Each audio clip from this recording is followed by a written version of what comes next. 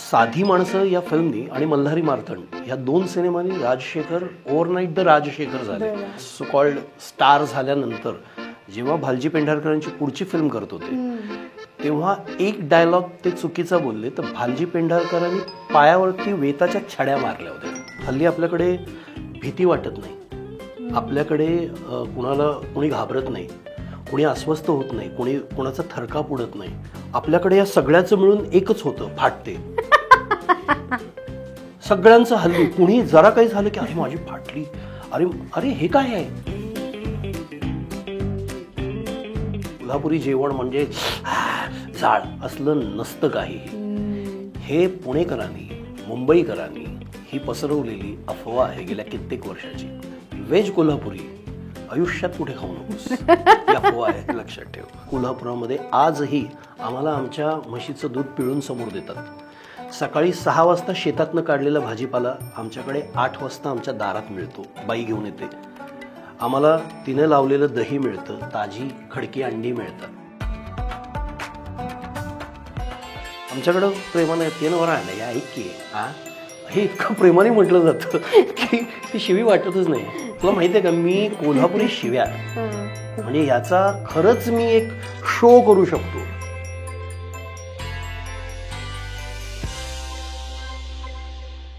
राजशेखर या नावामागचं म्हणजे हे वलय खूप मोठं आहे या नावामागे. पण राजशेखर का, म्हणजे तुमचं खरं आडनाव काय एकतर, असा मला प्रश्न आहे. म्हणजे माझ्या वडिलांचं नाव जनार्दन. येस. आणि त्यांच्या वडिलांचं नाव गणपत. तर ते गडिंग्लज गावचे जनार्दन. बरोबर. मी आडनाव मुद्दाम सांगत नाही कारण आडनावावरती माझा विश्वास नाही आणि आडनाव सांगितलं की माणसं जज करायला लागतात. म्हणून मला समज आल्यापासून मी स्वप्नील राजशेखर असंच वापरतो. तर अर्थात म्हणजे विकिपीडियावरती गुगलवरती माझं आडनाव वगैरे सगळंच आहे लक्षात येईल. आणि म्हणजे ही एक काय म्हणतो आपण एक सजग ही मूव आहे माझी गेल्या खूप वर्षांत. म्हणजे माझी अख्खी फॅमिली ही आता राजशेखरला होते. माझे भाऊ नितीन राजशेखर, राहुल राजशेखर, माझी मुलगी कृष्णा राजशेखर, माझा पुतण्या राजशेखर. तर आम्ही आता ते फॅमिली नेमच आमचं राजशेखर केलं. हां, तर तू विचारलंस की राजशेखर का. बरोबर. तर माझे वडील जेव्हा सिनेमामध्ये काम करायला लागले तर त्या काळात अशी पद्धत होती चंद्रकांत, सूर्यकांत, सुलोचना अशी नावं घेण्याची. तर माझ्या वडिलांनी ठरवलं की जनार्दनपेक्षा काहीतरी वेगळं नाव हवं आणि म्हणून मग राजशेखर हे नटेश्वराचं नाव आहे, शंकराचं नाव आहे. राईट. तर त्यांनी ते नाव सिलेक्ट केलं होतं एक नाव आणि भालजी पेंढारकरांनी ते अप्रूव्ह केलं. ओ वाव, इंटरेस्टिंग. राजशेखर. येस, मला असं वाटलं होतं, म्हणजे माझं इंटरप्रिटेशन असं होतं की थोडं राज कपूर आणि राजशेखर असं थोडंसं त्या काळची वाईब म्हणून त्यांनी तेही असण्याची शक्यता आहे. कारण माझे वडील राज कपूरांचे अगदी भक्त होते. ते राज कपूरना आपला आदर्श मानायचे. राईट. तर त्यामुळे तीही शक्यता आहे. खूप इंटरेस्टिंग गोष्ट मला पूर्वीच्या काळची वाटते की असं ते नाही का डायलॉग डिलिव्हरी एकदम भारी असायची. आणि तुम्ही तर सिनेमा कोळून प्यायलायत आता, त्यामुळे मला आय एम शुअर तुम्हाला ते करून पण दाखवता येईल समहाव की म्हणजे त्या दोघांमधला संवाद असेल. समजा एखादा हिरो हिरोईन तर ते असा तो हिरो येणार आणि स्वारी का चिडली म्हणायची हे जे असायचं ना ते आम्हाला आत्ता बघितल्यावर एकदम खतरनाक वाटतं. तर तुम्ही सूर्यकांत काका चंद्रकांत ही त्यांची मिमिक्री म्हणून सुरू झाली. ही त्यांची पद्धत होती की एक माणूस चिडलाय जणू. पण ते जशी मिमिक्री करतात तसं नाही, ते खूप सहज आणि गोड बोलायचे. पण म्हणजे मला व्यक्तिशः म्हणशील तर अरुण सरनाईक जसं बोलायचं ना, तर त्यांचा लहेजा, माझ्या वडिलांचा लहेजा तो खूप आवडायचा मला. आणि अरुण काका म्हणजे ही थोडीशी नाही म्हटलं तरी काही स्टाईलाइज्ड मंडळी होती त्या काळात. थोडंसं स्टाईलाइज्ड पद्धतच होती, म्हणजे निखळ किंवा असा इझी फ्री फ्लोईंग अभिनय खूप कमी लोक करायचे. पण जे अगदी सहज करायचे त्यामध्ये एक अरुण काका होते, अरुण सरनाईक. ओके. येस, बरोबर. तुम्ही मिमिक्री करता म्हणजे मला असं पण एक इंटरेस्टिंग कळलंय की ऑडिओ बुक्समध्ये जेव्हा तुम्हाला ऑडिओ बुक्समध्ये तुम्हाला कॅरेक्टर्सबद्दल बोलायचं असतं किंवा कॅरेक्टर म्हणून एक होऊन बोलायचं असतं, तेव्हा तुम्ही खूप छान कोणासारखं तरी एक कॅरेक्टर पकडून बोलता. मला नक्की ऐकायला आणि त्याचं प्रात्यक्षिक बघायला आवडेल. अरे काय ना, बेसिकली अंगी नाना काळा असल्यामुळे तर मी एकतर फिल्म लवर असल्यामुळे ना या आणि म्हणजे तू मिमिक्रीचं म्हणालीस तर मी माझ्यासारखे जे असतात ना ते डायरेक्ट मिमिक्री कधी कोणाची करत नाहीत. ते कुणीतरी केलेली मिमिक्री ऐकतात, बघतात आणि तसं करायचा प्रयत्न करतात. तर आता मी समजा तुला जर उदाहरणार्थ अजितचा आवाज मी जर काढून दाखवला तर तो आधी 42 जणांनी काढलेला असेल आणि त्यांचं फॉलो करून मी काहीतरी करेन. तर ते तसं तशा अर्थाने त्यांचा नाही तर त्यांचं असं आहे केलेल्यांचा आवाज. करेक्ट. पण म्हणजे असं कॅरेक्टर मध्ये जाऊन, कारण मला इंटरेस्टिंग ह्यासाठी वाटतं हे की तुम्ही त्या कॅरेक्टरला कदाचित त्या म्हणजे सपोज विनोद खन्ना असेल तर तुम्ही ते कॅरेक्टर तसं इमॅजिन करता की हे या माणसाने बोलायचा असता हा डायलॉग, तर तो त्याने कसा बोलला असता. मी काय ना, मी इथं एक स्टोरी बुकचं ॲप आहे, मी नाव घेऊ शकतो. स्टोरी टेल साठी मी खूप सारे ऑडिओ बुक्स केले आणि माझ्या आवाजात जवळपास एक 10-12 पुस्तकं तिथे आहेत आणि खूप सारे एकांकिका आहेत. तर त्यात खूप कॅरेक्टर्स करावे लागतात. म्हणजे वेगवेगळे कॅरेक्टर्स आहेत ना. तर 600 पानांचं एक पुस्तक आहे, तर त्याच्यामध्ये नाही म्हटलं तरी एक 70-80 कॅरेक्टर्स आहेत. तर मग ते माझ्याच एका आवाजामध्ये मी बोलायला लागलो तर कदाचित ऐकायला बोर होईल. तर माझ्याकडे जरासं ते आहे मित्रांच्याकडून ऐकून तर मग मी ते केलं. काही एखादं कॅरेक्टर मी विनोद खन्नासारखं केलं की जसं आता विनोद खन्ना, माझा एक मित्र आहे संजय भोईटे नावाचा, तो विनोद खन्नाचा अप्रतिम आवाज काढतो. तर हे मी जे करतो हे माझं ओरिजिनल नाही, हे त्याचं आहे की बस बशर बस 100 गालियों के बाद भगवान से भी सब्र नहीं हुआ था, मैं तो एक इंसान हूँ, मेरे पिता तेरे बाबूजी के कातिल नहीं थे. दिस इज विनोद खन्ना. आता हे मी आता म्हटलं हे जर मी आता कुठे मिमिक्री करायला जाणार नाही, मी काही ऑर्केस्ट्रामध्ये किंवा असा स्टँडअपमध्ये मिमिक्री नाही करणार, तर हे आता मला जमतं, तर हे आपण ऑडिओ बुकमध्ये वापरूया. तर म्हणून मी एखादं काहीतरी ऋषीचं कॅरेक्टर आहे किंवा एखाद्या सैनिकाचं कॅरेक्टर आहे, तर महाराज चला लवकर स्वारी आली आहे, असं काहीतरी तिकडे घुसवलं. एक्झॅक्टली मला हेच ऐकायचं होतं की हे कसं, म्हणजे कळलं मला की तुम्ही करता, पण हे इम्प्लिमेंट कसं करता हे तुमच्या तोंडूनच ते ऐकायचं होतं. आता मी खूप साऱ्या महानाट्यांना आवाज दिला. तर बऱ्याच वेळेला असं झालंय की शिवाजी महाराजांचा आवाज माझा आहे आणि त्यांच्या समोर औरंगजेबाचा आवाजही माझा आहे. असे समोरासमोर दोन्ही आवाज माझे आहेत. तर मग अशा वेळेला मी काय करतो की शिवाजी महाराजांचा आवाज आत्ता जो माझा नॉर्मल आवाज आहे तो, बरोबर, आणि औरंगजेबांच्या आवाजात मध्ये मी एकतर मधुकर तोरडमलांची किंवा प्रभाकर पंत पणशीकरांची मिमिक्री करतो. शिवा, ये शिवा की चोरियां क्यों चढ़ी हुई है, जाओ उसे खिल्लत दे दो. ही नक्कल आहे पण ती इतकी ऍप्ट होतीये, हे महत्वाचं आहे. वाव. तुम्ही हे कोर्सेस केलेत व्हॉइस म्हणजे मॉड्युलेशनचे वगैरे? हो, मी कोर्स केलाय. मी जवळपास अगदी रिलिजियसली मी सिनेमा बघितलाय माझ्या लहानपणापासून. हाच माझा कोर्स आहे. दुसरं बाकी असं म्हणजे कुठेतरी ऍडमिशन घेऊन काहीतरी शिकलोय असं कधीच. ऑब्झर्वेशन खूप बघितले ना सिनेमे, खूप बघितले. पण हे बाबांमुळेच आलं की तुम्हाला ओरिजिनली आवड होती, म्हणजे लहानपणापासून तुमचीच आवड तुम्ही डेव्हलप केली? हे जरा सांगणं कठीण आहे, कारण म्हणजे हे आता मुळात माझ्यात आहे का पप्पानी मला ही सगळी सवय लावली म्हणून मला लागली. तर माझं लहानपण जरा वेगळं होतं. माझे आई आणि वडील दोघेही काम करायचे. वडील तर ऑफकोर्स स्टार होते, माझी आई पण नाटकातून काम करायची. तर आमच्या घरात पद्धत अशी होती की माझ्या पप्पानी आम्हाला मुलांना कधी अभ्यास झाला का, किती मार्क पडले असं काही विचारलं नाही. सिनेमा बघितलास का असं विचारायचं आणि आम्हाला घरी बसून सिनेमे दाखवायचे. जसं मी माझ्या फेसबुक वॉलवरती खूप लिहिलेलं आहे की दिलीप कुमारचे सिनेमे, राज कपूरचे सिनेमे, देवानंदचे सिनेमे, गुरुदत्तचे सिनेमे, बलराज सानीचे सिनेमे, हे सगळे मला पप्पांनी दाखवले आणि ती सवय लागली. तेच त्यांनी गाण्याच्या बाबतीतही केलं की त्यांना गाण्याची समज होती, सुरांची समज होती. तर त्यांनी खूप चांगली गाणी आम्हाला ऐकवली. म्हणजे अगदी क्लासिकल, सेमी क्लासिकल, गझल, ठुमरी वगैरे हे सगळं त्यांच्यामुळे आम्हाला ऐकायला मिळालं. तर ती सवय लागली. मग ती पुढे आमची डेव्हलप झाली. हा, म्हणजे एक्सपोजर त्यांच्या थ्रू मिळालं, पण नंतर ते डेव्हलप करणं तर आपल्याच हातात, आणि आपल्याला आवडलं तरच आपण करतो, नाही तर आपण नाही करत. आणि काय म्हणजे तुम्ही बोर्डाची परीक्षा टाकून सिनेमा म्हणजे दिस इज हाईट. काय हा, अरे मी सिनेमा बघण्यासाठी काय काय केलंय त्याच्यावर एक काय वेगळा होतं ना. हा, म्हणजे खरंच एक म्हणजे ह्याच्यावरती एक वेगळा लेख होईल. आणि तुमच्या जनरेशनसाठी जसं सिनेमा आहे ना, तसं आमच्या जनरेशनसाठी किंवा माझ्या आधीच्या जनरेशनसाठी नव्हता. सिनेमा बघणं हे आमच्यासाठी एक मोहीम असायची. एक एक काय म्हणतो आपण, ध्येय गाठणं असायचं.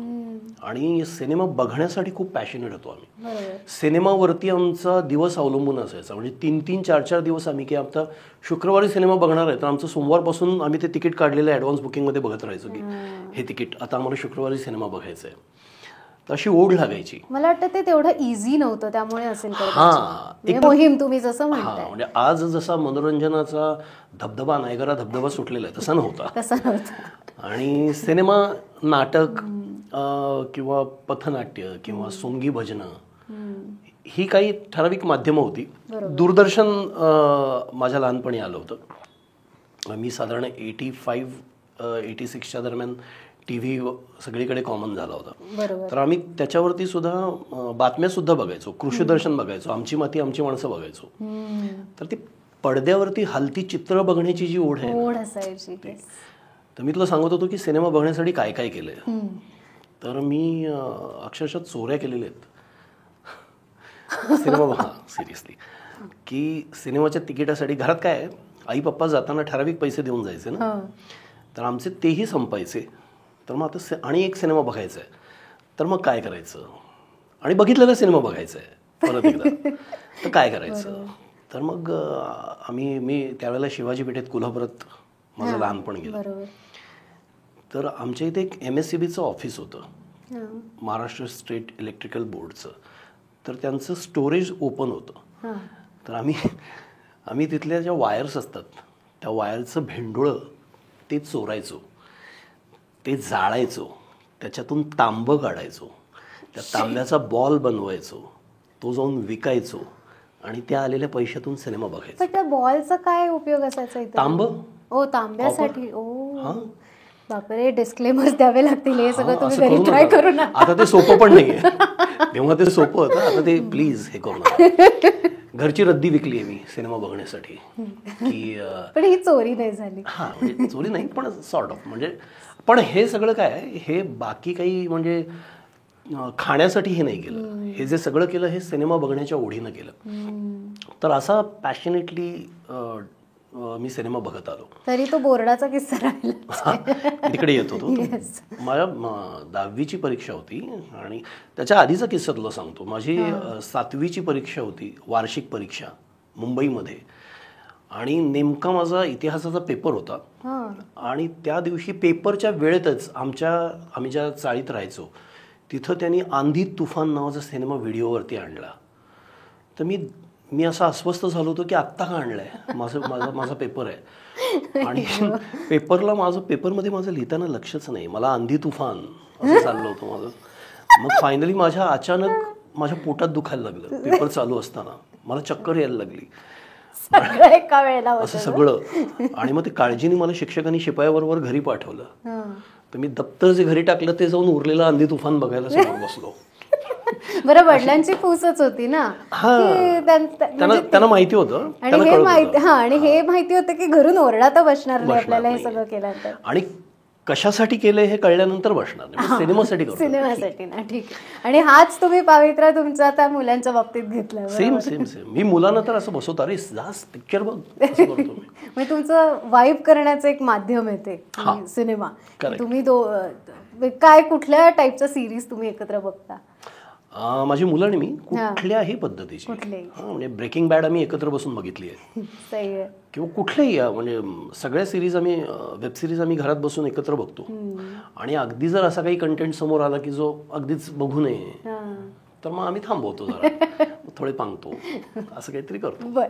तर 10वीच्या बोर्डाच्या परीक्षेला असंच झालं की कोल्हापूरमध्ये एपिक फिल्मचा फेस्टिवल भरला होता. म्हणजे हॉलिवूडच्या फिल्म्स, म्हणजे बेनहर, 10 कमांडमेंट्स, मला वाटतं क्लिओपॅट्रा होता, असे सगळे फिल्म्स होत्या. आणि माझी 10वीची परीक्षा.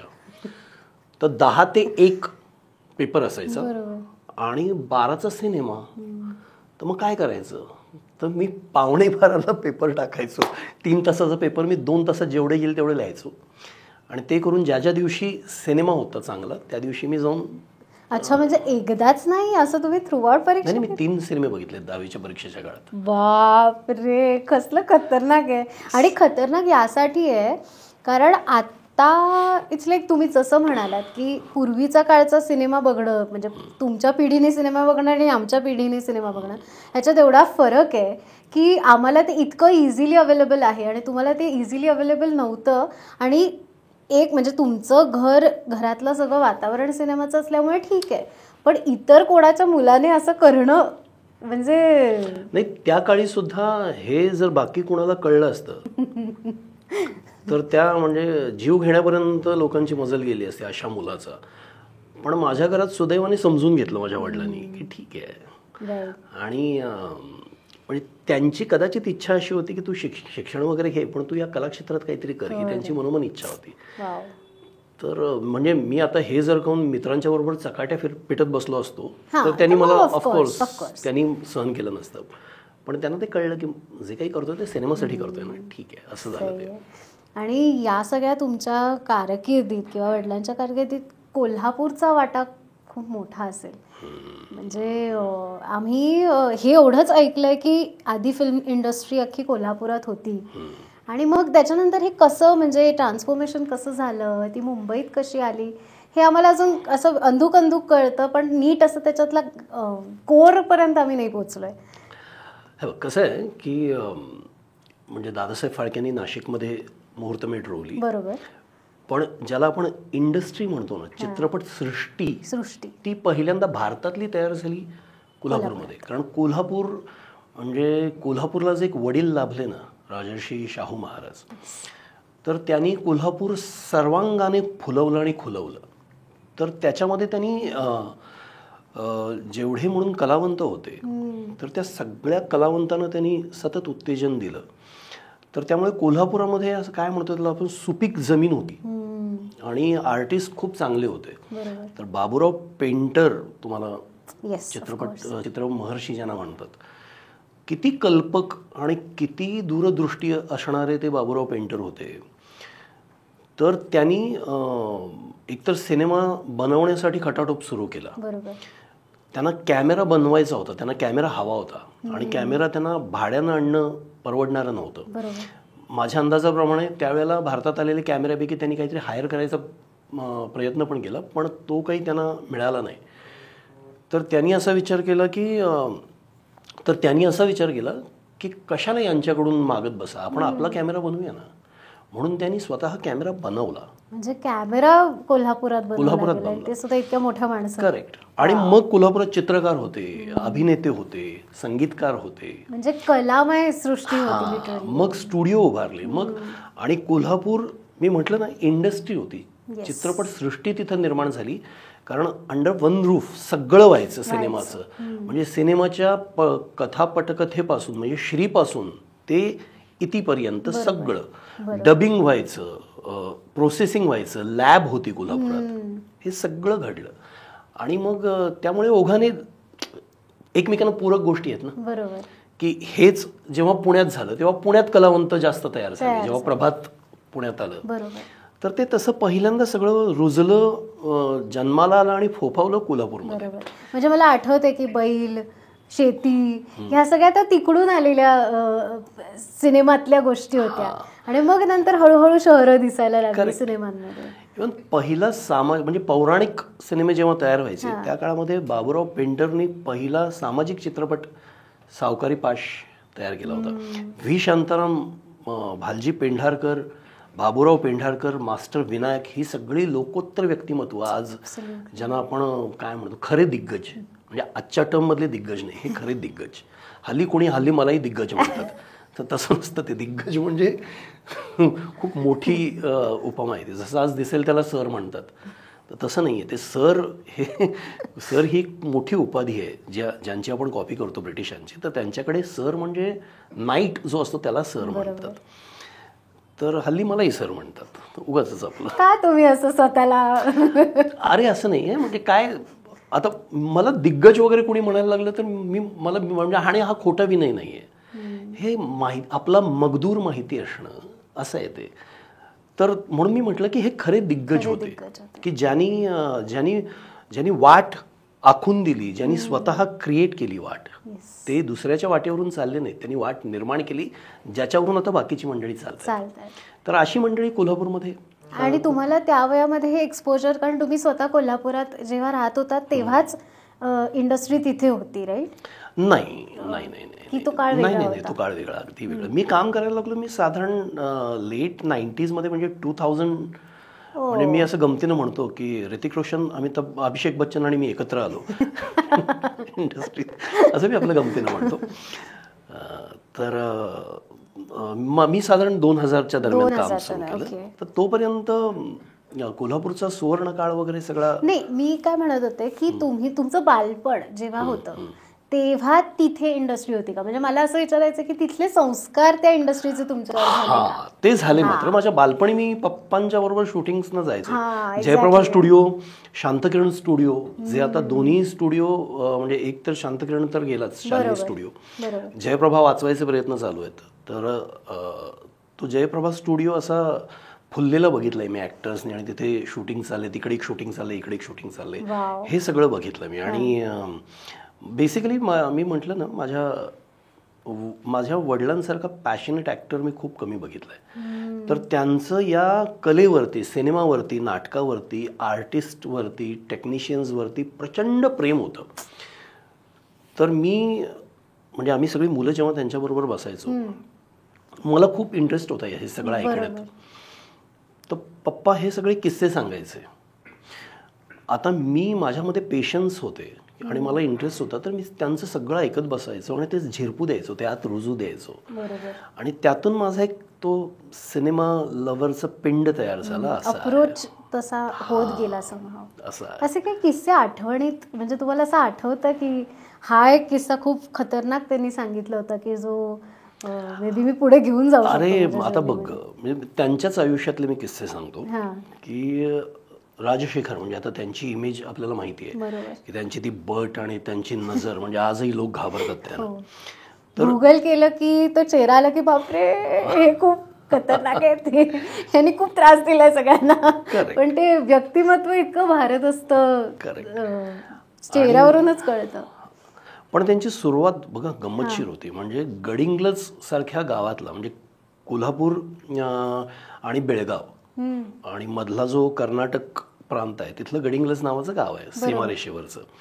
तर तिथं माझे वडील, त्यांचा जन्म आणि त्यांचं शिक्षण तिथं झालं. तर तिथल्या ज्या सीमा प्रांतातली जी भाषा असते ना, ते संस्कार त्यांच्या भाषेवरती होते सुरुवातीला. म्हणजे ते आम्ही आला बा, आम्ही जाता बा, काय या, कुठं जाता बा, करता बा, अशा पद्धतीची, ही मला फार नीट बोलता येत नाही पण अशा पद्धतीची भाषा बोलायची. तर त्यांनी वयाच्या 5व्या वर्षी काहीतरी एका नाटकात काम केलं आणि त्यांना तो रंग लागला. तो त्यांना नाही, तो त्यांच्या इथे आत हार्टला लागला. आणि ते मग सिनेमा आणि नाटकामध्ये काम करायच्या ओढीनं वयाच्या 14व्या वर्षी पळून आले कोल्हापूरला. आणि कोल्हापूरच्या बिंदू चौकामध्ये ते पेपर टाकून झोपायला लागले. खाली पेपर अंतरायचा, त्याच्यावरती झोपायचं. त्यांनी एक नोकरी शोधली. त्यांचं शेड्यूल सांगतो, वयवर्ष 15. ते सकाळी 7 ते संध्याकाळी 6 एका लिथोप्रेसमध्ये काम करायचे, नोकरी करायचे. संध्याकाळी 7 ते रात्री 11पर्यंत नाटकाच्या तालमीला हरकाम्या म्हणून जायचे.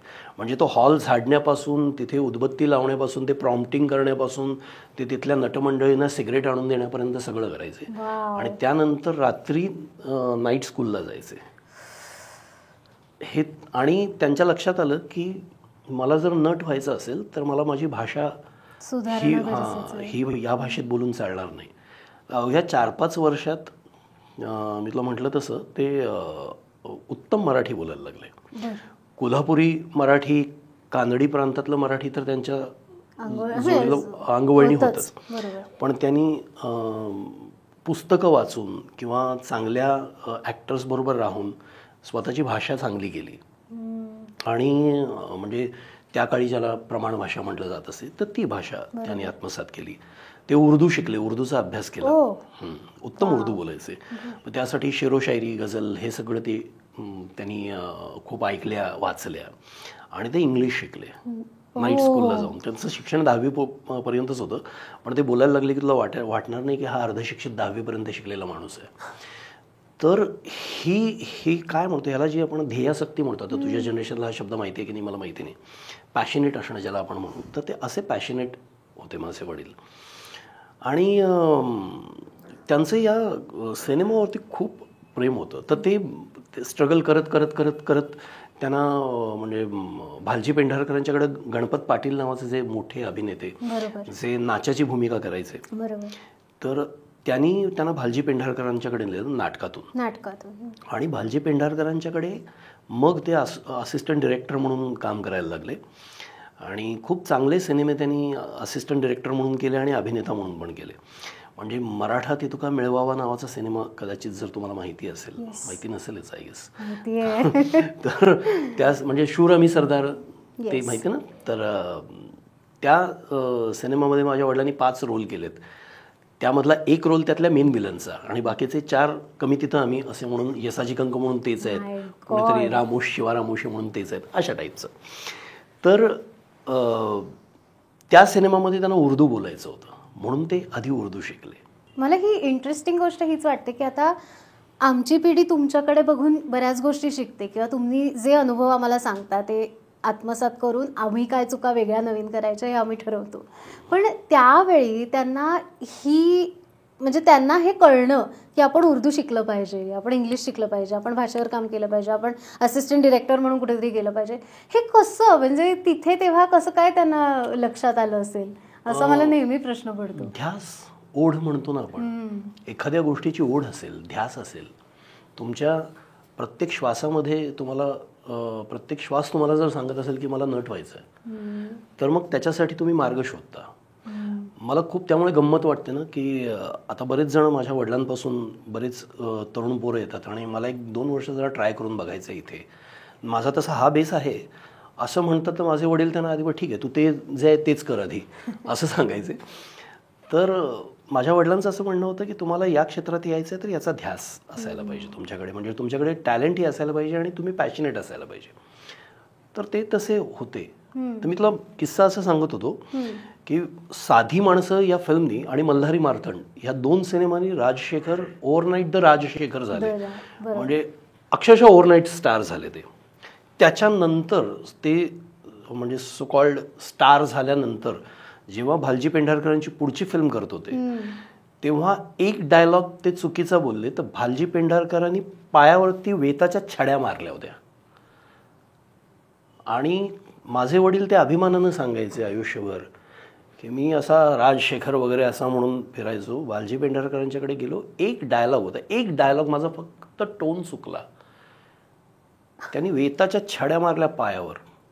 कसा बोलतोस डायलॉग? तर त्यांना हे नाही वाटलं की अरे बाकीचे सगळे लोक आहेत आणि बाकी स्टाफ सगळं आणि आता मी राजशेखर झालो आणि हे मला मारत आहेत.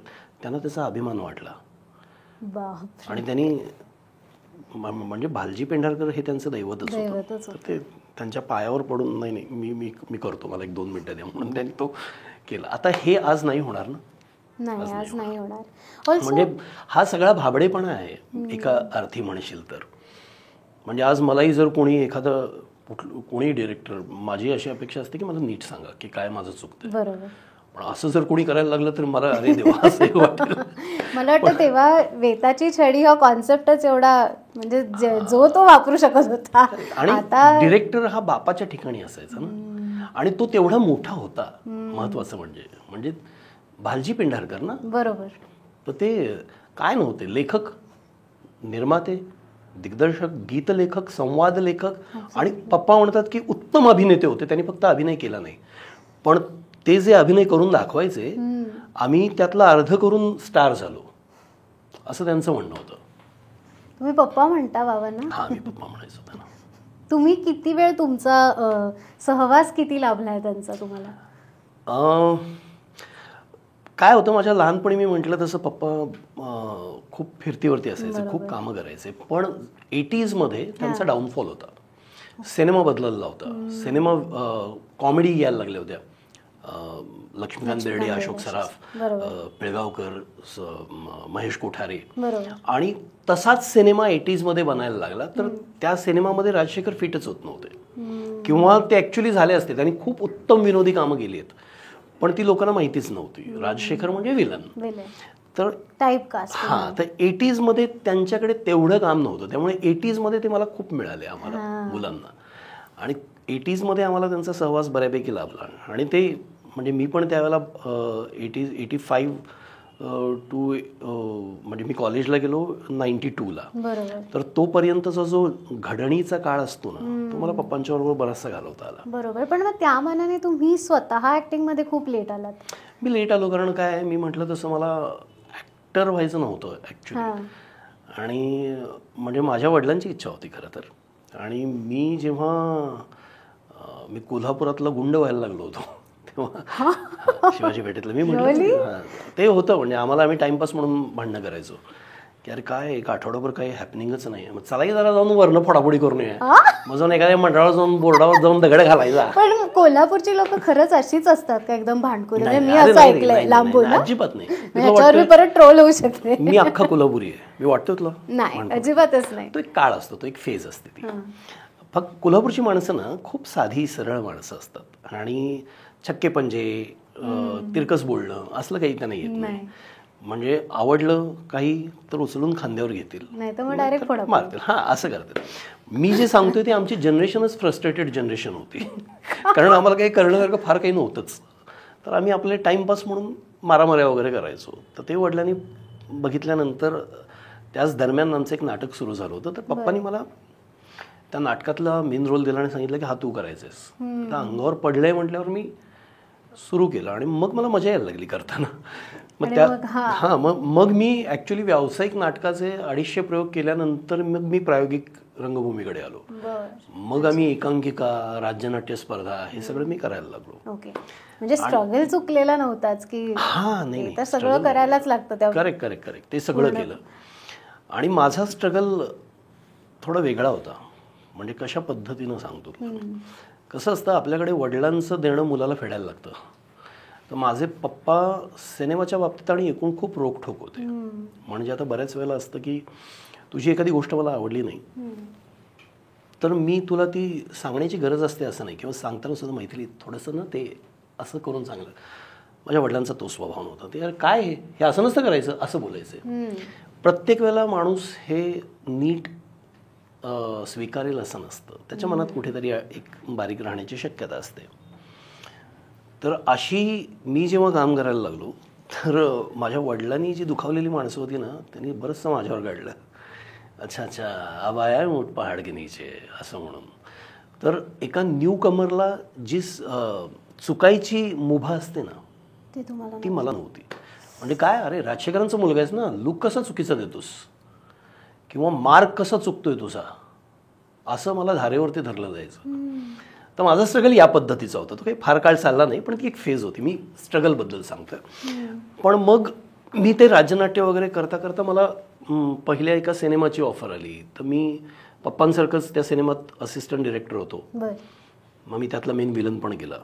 असं करत मी सिनेमा, मग सेकंड फिल्म केली ती, त्याच्यामध्ये कॉमेडी हिरो होतो. असं मी सगळे, पण हे सगळं ना माझं झालं होतं असं की मी खूप लवकर लग्न केलं. मी 21व्या वर्षी माझं लग्न झालं आहे. त्याच्या आधी 5 वर्ष मी डेट करत होतो. हां, तर आता तू साधारण हिशोब लाव. तर मला असं होतं की मला स्ट्रगलसाठी मुंबईला जायचं नव्हतं. तर त्या आणि लवकर संसार सुरू झाला माझा. म्हणजे 21व्या वर्षी लग्न झालं तर लगेच लग्नाच्या पहिल्या वाढदिवसाला मुलगीच होती माझ्याकडे. असं सगळं झालं. 22व्या वर्षी मला मुलगी होती. तर आता झालं असं की हे सगळं करून म्हणजे बायको, मी म्हणालो तसं माझ्या घरामध्ये माझी आई, माझे वडील हे साधारण माझ्या लग्नाच्या आसपास ते सगळे ते पण स्थिरावले होते. त्यांच्या पायाला जी भिंगरी होती ती. तर ते आमचं असं फॅमिली लाईफ असं सुरू झालं होतं. आणि ते सोडून मला स्ट्रगलसाठी मुंबईला जायचं नव्हतं, माझी इच्छा नव्हती. कारण मी लहानपण खूप असं आई वडील कामं करतायत आणि आम्ही मुलं एकटे आहोत असं झालं होतं. तर मला ते करायचं नव्हतं. म्हटलं आता मुलगी झाली आहे ना, आता तिला बाप मिळायला हवा. तर मी कोल्हापुरात राहून मला काय करता येईल असं सगळं शोधलं. मग मी व्हॉइस ओव्हर्स करायला लागलो कोल्हापुरातले. मग मी म्युझिकल शोचं अँकरिंग केलं. मग मी त्या भागातले तिथले जे काही येतील ते सगळे सिनेमे केले. असं करत करत मी 2007 पर्यंतचा काळ कोल्हापुरात राहून सगळं तंबू सिनेमा करत काढला. कोणाला सांगू नको, पण माझा जवळपास तंबू सिनेमा जर माझा काउंट केला तर मी आता 90च्या आसपास माझे सिनेमे झालेत. त्यातले 4 सुद्धा लोकांना माहिती नसतील. पण मी खूप असा सिनेमा केला आहे ज्याला आपल्याकडे थोडासा बी ग्रेड सिनेमा म्हणतात, जो यात्रेजत्रेत सिनेमा दाखवला जातो तो सिनेमा. कारण तो माझ्याकडे आपसूक यायचा, आपणहून यायचा. मला त्यासाठी स्ट्रगल नाही करायला लागलं. आणि माझं काय म्हणणं होतं की ठीक आहे, या क्षेत्रात काम करायचं आहे आणि संसार चालवायचा आहे ना, तर मग जे येते समोरून ते काम करूया, बाकी बघू करिअर होईल असं मला वाटायचं. तर बेफिकीर होतो. तर त्यामुळे 2007-08 साली मी पहिल्यांदा मुंबईत येऊन सिरियल डेली सोप मी करायला लागलो. त्यामुळे मी त्या अर्थाने जरा सुरुवात लेट केली. हे तुझं करेक्ट आहे. पण त्यावेळेला तिथे खरंच कामं मिळत होती. म्हणजे ही एक पद्धत आहेच ना की कुठल्याही ठिकाणहून मुंबईला यायचं तर तुमचं करिअर सेट आहे. तर इतकं तुम्हाला ए ग्रेडचं काम नाही मिळत. ए ग्रेडचं काम नाही मिळत. हे बघ, प्रत्येक क्षेत्रामध्ये दुय्यम दर्जाचं काम होत असतं. पण तुम्ही एक ग्रेडचं म्हणजे काय, आपण ज्याला म्हणूया की आपल्याकडे ज्याला चांगलं कास्टिंग, चांगला रिलीज होणारा सिनेमा. पण मी जेव्हा काम करायला लागलो ना, तेव्हा मराठी सिनेमाचे अत्यंत वाईट दिवस होते. खूप वाईट दिवस होते. म्हणजे कुठलाच सिनेमा चालत नव्हता. कारण लक्ष्मीकांत बेर्डे, अशोक सराफ यांची सद्दी संपून बरीच वर्ष झाली होती. आणि त्याच दरम्यान मराठी सिनेमामध्ये ते सगळं ताईच्या बांगड्या, वहिनीचे माहेरची साडी, हे सगळं जे ते त्याच वेळेला सुरू झालं होतं. तर तसा मराठी सिनेमा फार चालतच नव्हता. आणि डेली सोप म्हणजे आभाळ माया वगैरे हे जे काही सुरू झालं होतं, झी TV एक सुरू झालं होतं, त्याच्यामध्ये मुंबईत राहणारी आणि चांगले ॲक्टर मंडळी ऑलरेडी अकोमोडेट होती. तर तसं काही फार बाहेरून येणाऱ्यांना मिळतही नव्हतं. तर मी या सगळ्याचा अभ्यास करूनच माझ्या वाट्याला जो येणारा सिनेमा आहे ना, जो तंबूतला सिनेमा आहे, जो लो बजेट सिनेमा आहे, पण तो सिनेमा मला हवे तेवढे पैसे द्यायचा, तर मी तो सिनेमा खूप केला. आणि साधारण असं झालं ना, बदलत्या सामाजिक वातावरणाचा एखाद्या व्यवसायावरती कसा परिणाम होतो.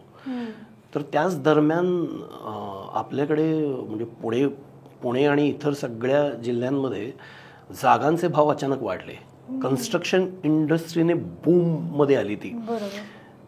तर लोकांच्याकडे अतिरिक्त पैसे आले आणि सगळ्यांना सिनेमे करावेसे वाटायला लागले की आपण एक सिनेमा एक सिनेमा झाला पाहिजे बाबा आपला, असं जे पीक आलं त्या आता ते कमी झालं.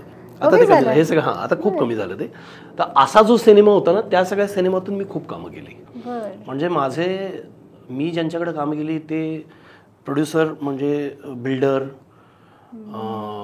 बार मालक किंवा म्हणजे एका सिनेमाचं तर उदाहरण आहे की एक आमचे निर्माते होते, ते आम्ही पर डेवरती कामं करायचो ना. तर एक पद्धत असते की तुमचं ॲडव्हान्स तुम्हाला एक अमाऊंट देतात, त्यानंतर तुमचा जो काही पर डे वगैरे झालाय तर शूटिंग निम्म्यात आलं की एक अमाऊंट देतात आणि मग त्याच्यानंतर डेबिंगच्या वेळेला एक अमाऊंट देतात. आमचे एक प्रोड्युसर होते, ते रात्री 12 वाजता प्रत्येकाच्या रूमवरती नॉक करायचे आणि पाकिट द्यायचे, हे घ्या पाकिट. म्हटलं अहो असं का करताय, सकाळी द्या ना किंवा आधी द्या. नाही आत्ताच घ्या. नंतर आम्हाला कळलं की ते बार बंद करून यायचे त्यांचा आणि आलेला ताजा माल ते आम्हाला सगळ्यांना वाटून टाकायचं. असा सगळा जो सिनेमा होता ना, तो मी खूप केला. म्हणजे माझ्या या सिनेमांची नावं सुद्धा प्लीज मला ऐकायची निवडून आला पाय वर केला असा सिनेमा मी केला. आणि बाकीची अशीच साधारण नाव आहेत, ते घेत नाही. कारण ते आमचे हे कसं आहे, मी आत्ता काही खिल्ली उडवेन, पण माझे वडील जसं म्हणायचे ना, म्हणजे मी माझ्या वडिलांना खूप क्रिटिसाइज करायचो त्यांच्या शेवटच्या काळात की कुठला सिनेमा करताय बाबा. कारण आम्हाला त्यावेळेला नवीन वर्ल्ड सिनेमा आणि असं ते थिएटर आणि हे सगळं आमच्या अंगात भिनलं होतं. तर आम्हाला हा सिनेमा जो पप्पा करायचे तो, आणि काय कुठला सिनेमा आहे, काय कुठल्या वहिनीच्या बांगड्या कुठल्या काळात, असं मी पप्पांना म्हणायचो. तर त्यांना ते पटायचं, पण ते म्हणायचे बाबा एक, ते मला बाबा म्हणायचे, ते म्हणायचे बाबा एक गोष्ट हो, लक्षात घ्या. हे खूप इंटरेस्टिंग आहे. तर ते म्हणायचे बाबा सगळं ठीक आहे, हां. तो म्हणजे तुमच्या एवढे नसतील हुशार ही मंडळी, पण ते आपापल्या मगदुराप्रमाणे बनवतात सिनेमा ना. आणि एक सिनेमा म्हणजे 100 कलावंत घरात भाकरी, हे कधीच विसरू नकोस. बरोबर. सिनेमा चांगला असेल वाईट असेल, पण तो जेव्हा बनतो तेव्हा 100 कलावंत घरामध्ये भाकरी गेलेली असते, हे लक्षात ठेव.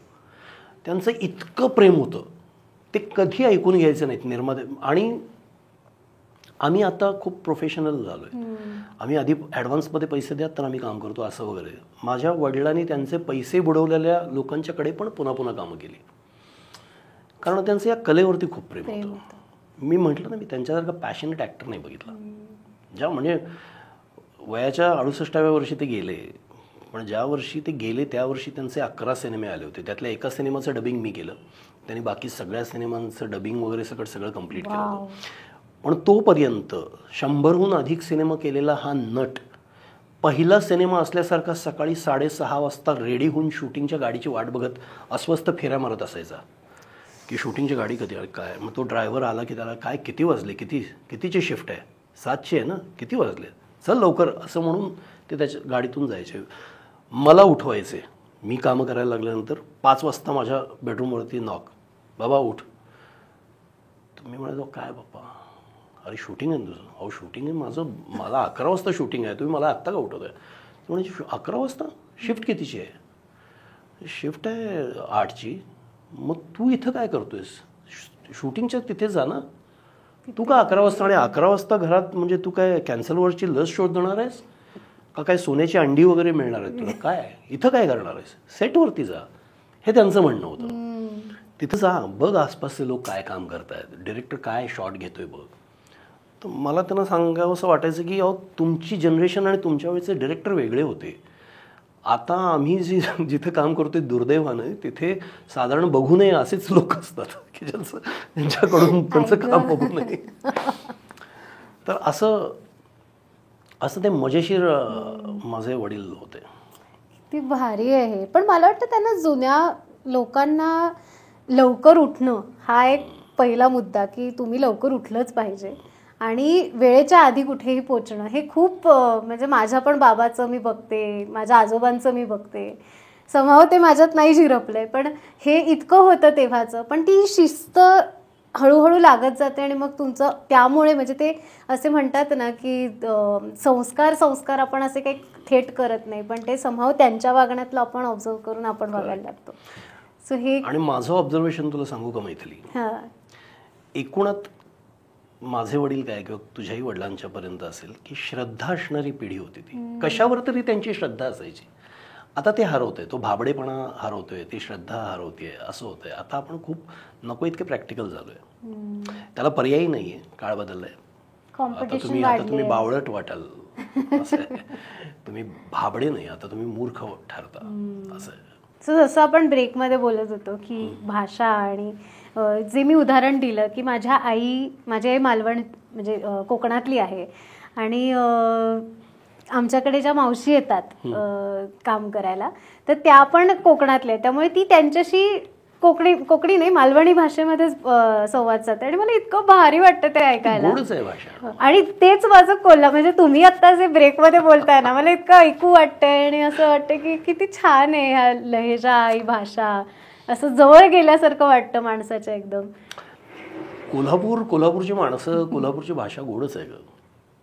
आमच्याकडे काय ना, आमच्याकडे भाषेमध्ये एक गोलाई आहे, लहेजामध्ये एक प्रेम आहे आणि त्या प्रेमातून बोलली जाणारी भाषा आहे असं मला वाटतं. म्हणजे मी आता तुला आल्यानंतर काय मैथिली कशी आहेस असं म्हणेन. कोल्हापुरात जर तू आलीस काय ग मैथिली कशी आहेस, काय प्रवास बरा झाला ना, काय त्रास झाला नाही ना, हां असं विचारेन.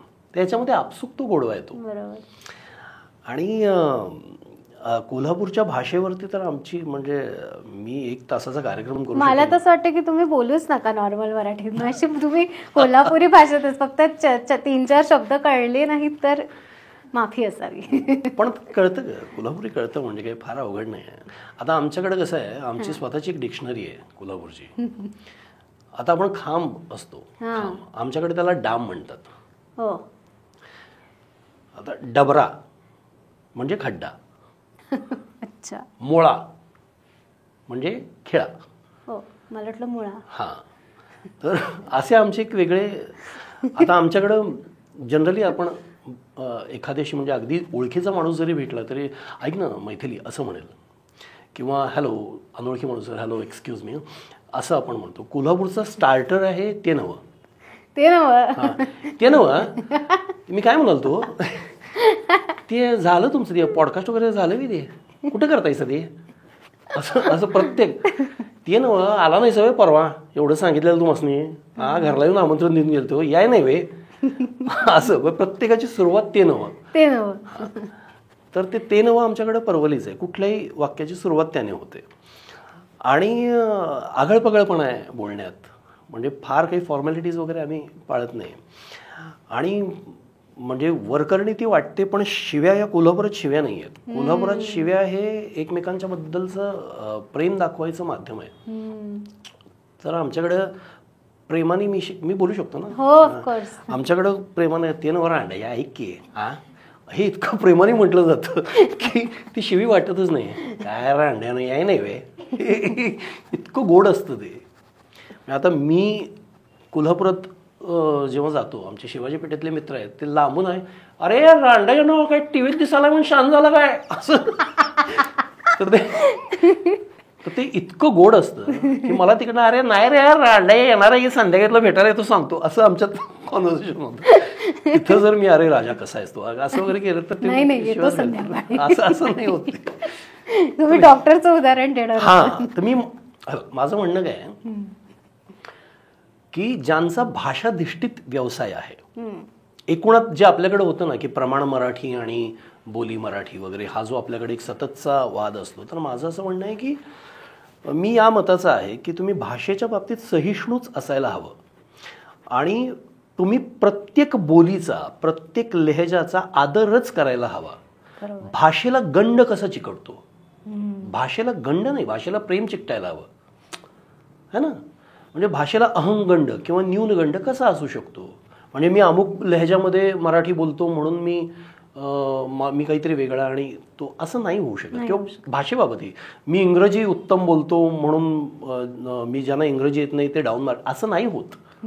असं माझं एकूणच भाषेबद्दल म्हणत, कारण ते मुळात कम्युनिकेशनचं संवाद साधण्यासाठीचं मीडियम आहे, हे साधं शास्त्र आहे. तर माझं असं म्हणणं आहे की भाषाधिष्ठित ज्यांचा व्यवसाय आहे त्यांनी म्हणजे उदाहरणार्थ नटांनी, आता मी कोल्हापुरात वाढलोय म्हणून मी फक्त कोल्हापुरीत बोलेन असं नाही होणार.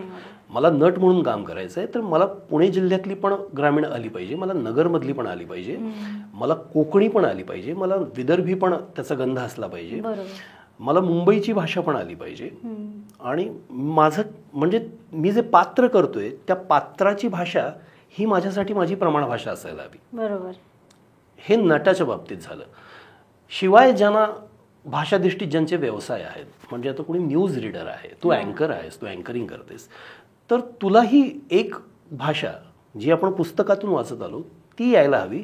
शिवाय सगळे लहेजे आत्मसात केलेले असायला हवेत असं माझं एक साधं मत आहे. म्हणजे आमच्याकडे अदरवाईज भाषा अशाच पद्धतीनं बोलावी असं काही नाही आहे. आमच्याकडे कोल्हापुरातले चांगले MD डॉक्टर वगैरे मी तुला म्हणालो तसं अत्यंत विद्वान डॉक्टर ज्यांच्या वेटिंग रूममधल्या रांगा संपत नाहीत, ज्यांनी असे असाध्य वाटणारे पेशंट असे बरे केलेत, असे डॉक्टर पेशंट त्यांच्या केबिनमध्ये आला की अहो काय याय नाही वे परवा गोळी बांधून ठेवली ती कळी गेली काय बारीक होती ती पोटातली असं म्हणतात. त्यांना काय गरज आहे कसे हात तुम्ही गेली तुमची ती कळ असं काही म्हणायची गरज नाही आहे. ते एका वाक्यात कनेक्ट करतात पेशंटशी. त्यांना काय गरज आहे. तुम्ही तुमच्या प्रांतातली भाषा बोला. हां, आवड म्हणून तुम्ही अनेक लहजे शिकून घ्या.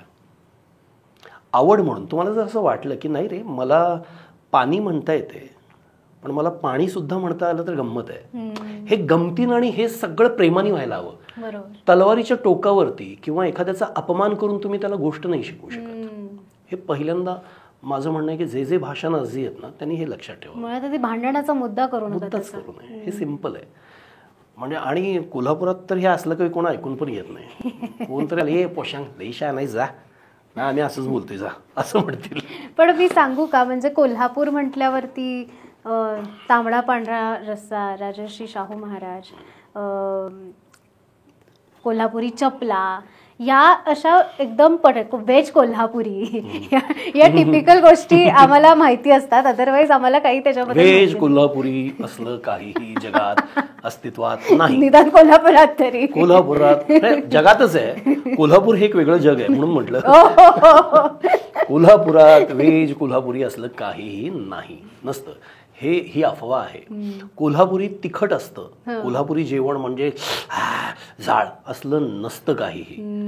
हे पुणेकरांनी, मुंबईकरांनी ही पसरवलेली अफवा आहे गेल्या कित्येक वर्षाची. अर्थात त्याला कारणं आहेत, म्हणजे ते उगाच नाही. कारण काय होतं बघ, आता बहुसंख्य लोक असे आहेत ज्यांना रोजच्या स्वयंपाकामध्ये चिंच आणि गूळ घालायची सवय असते. आता ज्याला चिंच म्हणजे तो आंबटपणा आणि गोड हे प्रत्येक पदार्थामध्ये ज्यांना घालायची सवय, म्हणजे आमच्याकडे तर आम्ही चेष्टाच करतो की अरे आज येतोस का रे आमच्याकडे जेवायला, आमच्याकडे आज चिंच गोळाची बकऱ्याची भाजी आहे, असं आम्ही चेष्टानं म्हणतो. तर आता ज्यांना ते अशी त्यांना सवय आहे, त्यांना जर त्याच्यामध्ये गूळ नसेल, आणि स्पेशली काय व्हायचं ना की कोल्हापुरातून म्हणजे पुणे मुंबईची मंडळी ही कोल्हापूर मार्गे कोकणात किंवा कर्नाटकात जायची, तर त्यांना कोल्हापूर हा एक थांबा असायचा. तर ते कोल्हापुरी मिरची, जी संकेश्वरी वगैरे मिरची म्हणतात, त्या मिरचीचा रंग लाल भडक आहे आणि त्याच्यामध्ये कोल्हापुरी जेवणामध्ये चिंच गुळ नसतं, तर ते त्यांना तिखट वाटलं. अच्छा, म्हणून ते कोल्हापुरी तिखट असा अपप्रचार सगळीकडे झाला. कोल्हापुरी हे टेस्टी असतं. जर कोल्हापुरीला तुम्ही तिखट म्हणालात ना, तर नागपुरी आणि सोलापुरी माणसं हसतील. ते म्हणतील अच्छा म्हणजे आम्ही येडे, हे तिखट असं म्हणतील. नागपूरमध्ये, विदर्भामध्ये, सोलापूर भागात खूप तिखट असतं. तुम्ही जितकं उष्ण भागात जाल तितकं तिखट असतं. कोल्हापुरात नाही. कोल्हापुरातलं वातावरण जसं काही वर्षापूर्वीपर्यंत असं एक बॅलन्स्ड ऋतू असायचा, सगळं प्लेझंट, तसं कोल्हापूरचं जेवण आहे. टेस्टी जेवण मिळतं कोल्हापुरात. व्हेज कोल्हापुरी आयुष्यात कुठे खाऊ नकोस, ही अफवा आहे, लक्षात ठेव. पण आम्हाला ती जी काय देतात ती बरी लागते, म्हणजे बाकी काय सवय करून घेतली. आता हल्ली म्हणजे सगळं मेयो आणि ते चीज आणि शेजवान बरोबर खायची पद्धत नाही का. म्हणजे मी तर परवा मला एकानी काड्याची पेटी दिली शेजवान मध्ये बुडवून की खा मस्त लागते म्हणून. काड्याची पेटी हा विनोद आहे. ओके. शेजवान आणि चीज मेयो मध्ये काड्याची पेटी सुद्धा ठीकठाकच लागेल. त्या पदार्थांची मूळ चव काहीतरी आहे की नाही, मूळ चव काहीतरी पदार्थाला असते ना. प्रत्येक गोष्ट घ्यायची आणि ती त्या मेयोमध्ये डीप करायची, शेजवानमध्ये डीप करायची आणि मगच खायची. याला काय अर्थ आहे? असं असते वेगळी, असं नसते ती. पण असं पण असू शकतं ना की तुम्हाला त्या पदार्थांची म्हणजे ती गोडीच लागलेली नाहीये म्हणून तुम्हाला ते आवडत नाहीत, असंही असू शकतं. असं असो, म्हणजे तू असं म्हणतेस की मला शेजवानची आणि ह्याची गोडी नाहीये. मी अत्यंत फूडी आहे. मी सगळे कॉम्बिनेशन्स करून बघितल्यानंतर या निर्णयाला आलोय की ते शेजवान, ते मेयो बिओ हे सगळं हद्दपार करावं आपल्या ह्याच्यात. कारण खरंच आपल्याकडेचे पदार्थ जे आहेत ना, त्याला प्रत्येकाला स्वतःची चव आहे. आता चकली जर तुम्ही शेजवान सॉसमध्ये बुडवून खायला लागलात तर ती गचकली नाही होणार का? ती ताकात बुडवून मस्त लागते, दह्यात. फार तर चकलीला मूळची स्वतःची एक चव पाहिजे ना, आणि दह्यात बुडवून सुद्धा नंतर ती चेमट झालेली असते ना चकली, ती खातात, ती साधारण खातात. म्हणजे हेही मिथ आहे, चकली पण ताकात दह्यात बुडवून खाणं हा मुद्दा नाही, असं असतं ना. Wow, okay. तर ते तुम्ही तुझ्या आयुष्यातून साधारण ते काढून टाक. चीज मेयो आणि खोड रबर उत्तम. चीज मेयो आणि व्हेज कोल्हापुरी. ओके. सो हेच आहे, म्हणजे आता हे व्हेज कोल्हापुरी तर आपण असं फिगर आउट केलं की डिशच नसायला पाहिजे. पण कोल्हापूर म्हणजे पुन्हा तांबडा पांढरा रस्सा, तर हे खूप टाईपकास्ट झालंय. आणि मला सांगा की तुम्ही कोल्हापुरात जर का समजा आलात तर तुम्ही सकाळ, दुपार, संध्याकाळ, रात्री काय खायला पाहिजे? अगं कोल्हापूर म्हणजे कोल्हापूर खाण्याच्या दृष्टीनं जितकं समृद्ध आहे ना, गंमत तुला मी सांगतो. मी कोल्हापुरात का आहे म्हणजे इतकी वर्ष, मी आता जवळपास 2007 सालापासून मी मुंबईत राहतोय. पण मी जवळपास माझं अर्ध आयुष्य या दरम्यानचं या हायवेवरती गेले. मी सतत कोल्हापुरात जातो कारण माझी बायको, माझी आई कोल्हापूरमध्ये राहतात. तर मी कोल्हापूर हे माझं एक म्हणजे आयुष्यभराचं ठिकाण म्हणून का निवडलं आहे. मी मुंबईत आता मला शक्य होतं की मुंबईत एखादं घर घेणं, पण मी ते घेतलेलं नाही आहे. मी मुंबईत अजूनही रेंटवरती राहतो आणि बरीच म्हणजे आता गेली 6 वर्ष तर एकाच फ्लॅटमध्ये मी राहतो आहे. आणि मी कोल्हापुरात एक वेगळं नवीन घर केलं. तर हे का केलं याचं कारण सांगतो. कोल्हापूर आत्ताही म्हणजे आता मी आता अगदी त्या म्हणजे काय म्हणतो एक तो घासून गुळगुळीत झालेला आहे की आमच्या वेळेचं कोल्हापूर राहिलं नाही, आमच्या वेळेचं पुणे, तशा टाईपचं वाटेल हे. पण खरंच 20-25 वर्षापूर्वीपर्यंतचं जे कोल्हापूर होतं ना ते राहिलेलं नाही. आता या सगळ्या रेट्यामध्ये सगळं बदलतंय तसं कोल्हापूरही बदललंय, पण अजून कोल्हापुरी पण तसंच आहे. आणि तुम्हाला जो वरकरणी विकास दिसतो ना तो म्हणजे बदल किंवा विकास नसतो. तिथली माणसं कशी आहेत याच्यावरती तुम्ही ते गाव आहे का शहर आहे. तर मी म्हणतो आमचं कोल्हापूर एक गाव आहे, छान गाव आहे आणि ते गावासारखं राहू द्यावं असं माझं म्हणणं आहे. ज्यांना प्लास्टिकची प्रगती हवी आहे त्यांनी जा बाहेर जाऊन नोकऱ्या करा, परदेशी जा. कोल्हापूरसारखं राहू द्या असं मी परवाच एका डिबेटमध्ये आमच्या बोललो.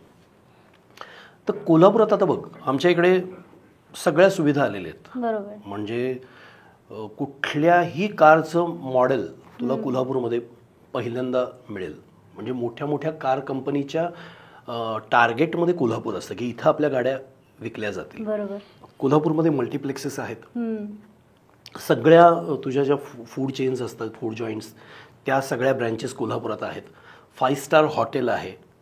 तुला जे जे म्हणून ज्याला आपण तथाकथित प्रगती म्हणतो ते सगळं कोल्हापुरात आले. पण तरी सुद्धा आज कोल्हापुरामध्ये आजही आम्हाला आमच्या म्हशीचं दूध पिळून समोर देतात. सकाळी 6 वाजता शेतातनं काढलेला भाजीपाला आमच्याकडे 8 वाजता आमच्या दारात मिळतो, बाई घेऊन येते. आम्हाला तिने लावलेलं दही मिळतं, ताजी खडकी अंडी मिळतात. ताजा भाजीपाला म्हणजे पोकळा, तांदळी, मेथी, भेंडी, दोडकी, ताक भेंडी, काटे भेंडी, हे सगळं तुम्हाला कोल्हापूरमध्ये मिळतं. हे कॉम्बिनेशन किती गावात तुला किती शहरात मिळेल असं नाही मिळत ना. की एकीकडे तुम्हाला आयनॉक्स PVR पण आहे, 5 स्टार हॉटेल्स पण आहेत आणि एकीकडे समोर म्हस पिळून पण तुम्हाला देतात असं नाही मिळत. दोन्हीपैकी एक काहीतरी मिळतं. कोल्हापूर हे आजही हवा अजून बरी आहे. आता ट्रॅफिकच्या समस्या आहेत, शहराचा आवाका वाढतोय, पर्यटक वाढत आहेत, त्यामुळे रस्ते पुरत नाही आहेत. आणि आमचं कसं झालंय ना की आम्हाला प्रगती हवी आहे पण आम्हाला आमचं कोल्हापुरी पण सोडायचं नाही. म्हणजे रस्ता मोठा करा जावा, खरं माझ्या छपराला हात लावाय नाही. माझ्या दारात माझ्या 2 गाड्या उभारणार, माझी म्हसरं माझ्या दारात चालणार. तुम्हाला काय बाकी सोडून रस्ता मोठा करायचा तो करा जावा असं आमचं साधारण म्हणणं आहे. तर आम्ही कोल्हापुरीच आहोत वृत्तीने. तर तू खाण्याबाबत म्हणत होतीस तर येस ऑफकोर्स तांबडा पांढरा रस्सा आणि कोल्हापूरचं ते खूप कमी मसाल्यांचं जेवण असतं आमच्याकडे. उगाच मसाल्यांचा भडीमार नसतो. मूळ त्या पदार्थाची चव आम्ही अबाधित ठेवतो. त्यामुळं हलकं आपलं गवारीची भाजी सुद्धा आमच्याकडे इतकी मस्त भारी करतात तुला सांगतो. नुसती अशी गवारी त्या तेलात फोडणी जराशी परतायची, वरनं जरा उगाच कोल्हापुरी तिखट टाकायची, जरा हळद टाकायची, जरा मीठ टाकायचं, परताई कांदा टाकून गेली, भाकरी घेऊन त्याच्यावर असं वडा करायची. एवढं आम्हाला पुरतंय. आम्हाला लई काही लागत नाही. रोज आम्हाला काय मटण पाहिजे आणि चिकन पाहिजे असलं काही नसतं आमचं. आम्हाला भाजी भाकरी चालती, आम्हाला वडा चालतोय नाश्त्याला, आम्हाला मिसळ चालती. पण ही कोल्हापूरची वैशिष्ट्य आहेत आणि ही राहणार. बाकी तू जर माझ्या घरात येऊन खाल्लंस तर तुला नॉर्मल आपल्याकडच्या ज्या भाज्या असतात त्या तुला वरण भात मिळेल, कोल्हापुरी आमटी मिळेल. फक्त आम्ही सगळ्यातच चिंचगूळ घालू असं काही नाही. हा मला आवडतं ना, मला अतिशय ते जेवण आवडतं, पण ते रोज नाही आवडत. रोज नाही आवडत. आठवड्यातून एकदा मला खरंच चिंचगुळाची आमटी अत्यंत आवडते. त्याच्याबरोबर जो भात लागतो ते मला आवडतच. रोज नाही आवडत. असे अवलिया पण काय काय कोल्हापुरातले आम्हाला ऐकिवात, म्हणजे मी कधी अनफॉर्च्युनेटली जाऊ नाही शकले कोल्हापुरात. मला जायची खूप इच्छा आहे. पण काहीतरी एक हॅटवाला आहे आणि असे म्हणजे मला किस्से माहिती आहेत की कोल्हापूरची ही एक व्यक्तिमत्व असं आहे की ते खूप जगावेगळं आहे. कोल्हापुरी माणसंच कॅरेक्टर आहे. म्हणजे आता उदाहरणार्थ सांगतो, पुण्याहून कोणीतरी म्हणे, आता आमच्याकडचा प्रसिद्ध किस्सा की एक म्हातारा कुठेतरी आमच्या गावच्या वेशीवरती बसला होता. तर पुण्याहून कोणतरी एक कपल आलं गाडीतून आणि त्यांनी सांगितलं काका आम्हाला रंकाळ्याला जायचं आहे. त्यांनी बघितलं, त्या काकाने म्हटलं जावा की मग, सांगत बसला कवा जायचं. त्यांना विचारायचा होता पत्ता. बर. तर असं कोल्हापुरातले कॅरेक्टर. आता आता माझा एक मित्र आहे, तर जनरली आता कोल्हापूर म्हणजे साधारण बोलण्यात एक 2-4 शिव्या येतात, सहज येतात आमच्या. आणि मी मगाशी म्हणालो तसं शिवी नसते. बरोबर. आता जनरली रागात भांडणात दिल्या जाणाऱ्या ज्या शिव्या असतात ना, त्या स्टेटमेंट असतात. तू ऑब्झर्व केलेस का कधी? तू बघ, ऑब्झर्व कर की शिव्या ह्या स्टेटमेंट असतात की तू अमुक अमुक आहेस, किंवा तुझ्या अमुक अमुकचं अमुक अमुक हे स्टेटमेंट असतं. आता हे स्टेटमेंट आहे, म्हणजे हा जगमान्य नियम आहे. आमच्या कोल्हापुरात माझा एक मित्र आहे, तो शिव्या प्रश्नार्थक देतो. हां, म्हणजे तो समोर, आता मला ते देऊन दाखवता येत नाही, ते चालणार नाही, पण तो साधारण आता काय तुमच्या अमुक अमुकचा अमुक अमुक, आता काय तुमच्या अमुक अमुकला अमुक अमुक करायचं. मी त्याला म्हटलं, अरे तू प्रश्न काय विचारतो, स्टेटमेंट कर. म्हणजे समोरच्याने काय होय होय म्हणावं, काय म्हणणं काय तुझं. एक नंबर. तुम्ही प्लीज अमुक अमुक मध्ये तुमच्या सोयीने आवडीने ज्या काही तुम्हाला शिव्या घालायच्या घालून देऊ शकताय. त्याची गंमत नाही आहे. आणि तुला माहिती आहे का, मी कोल्हापुरी शिव्या म्हणजे याचा खरंच मी एक शो करू शकतो. पण आपण जर का म्हणतोय की त्या शिव्या नसतातच, तर मग घालायला काय हरकत आहे? काय म्हणजे चालू शकेल नाही असं नाही, कधीतरी करणारच आहे ते. पण हे खरंच असं आहे. म्हणजे आणि कोल्हापूरच्या शिव्यांचं वैशिष्ट्य काय माहितीये का, जर रागाने शिवी द्यायची असेल ना, तर कोल्हापूर सारखा महत्तम अपमान शिव्यामधून कोणी करत नाही. म्हणजे आता उदाहरणार्थ तुझ्या आईचा, आपल्याकडे तुझ्या आईचा असं म्हणतात.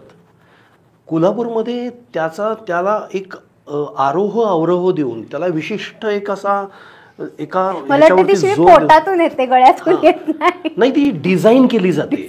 कोल्हापुरात शिवी डिझाईन केली जाते की म्हणजे तुझ्या आईचा तुझ्या असं नाही, तुझ्या आईचा तुझ्या. हे जी गंमत आहे ना, ह्यानं माणसाचा महत्तम अपमान होतो, तो तिथंच खचतो. एक शिवी बास होते कोल्हापुरात. तोंड पुढे ना बुक्कीत. आता हे काय ताडवान फुडीन ग नाही असं तुझ्या आईच, ही गंमत आहे.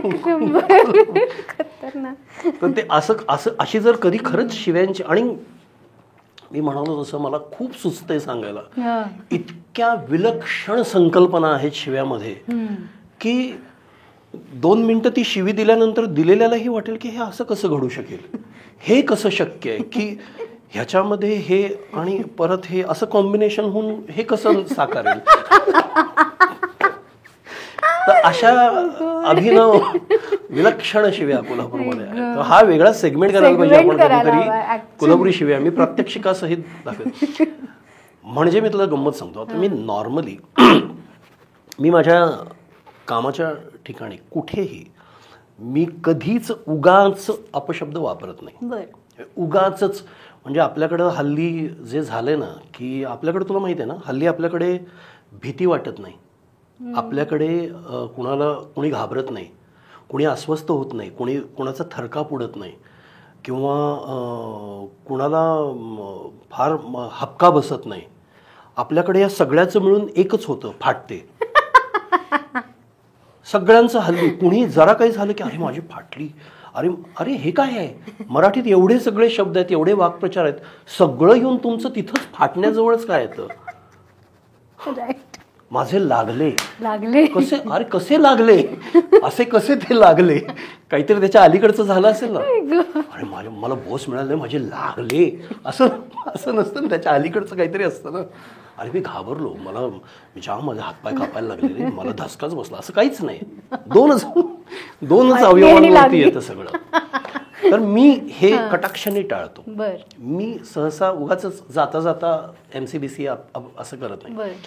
माझं असं म्हणणं आहे की शिव्या हे तुमच्याकडचं एक खूप उत्तम हत्यार आहे, कारण त्यामध्ये तुम्ही कुणाला तरी दुखावणार आहात. ते उगाच जाता नका करू. तसा जर प्रसंग आला तर मग तुम्ही ती शिवी देणं योग्य आहे. तर असे मला खूप कमी प्रसंग येतात, सहसा खरंच म्हणजे असं होत नाही.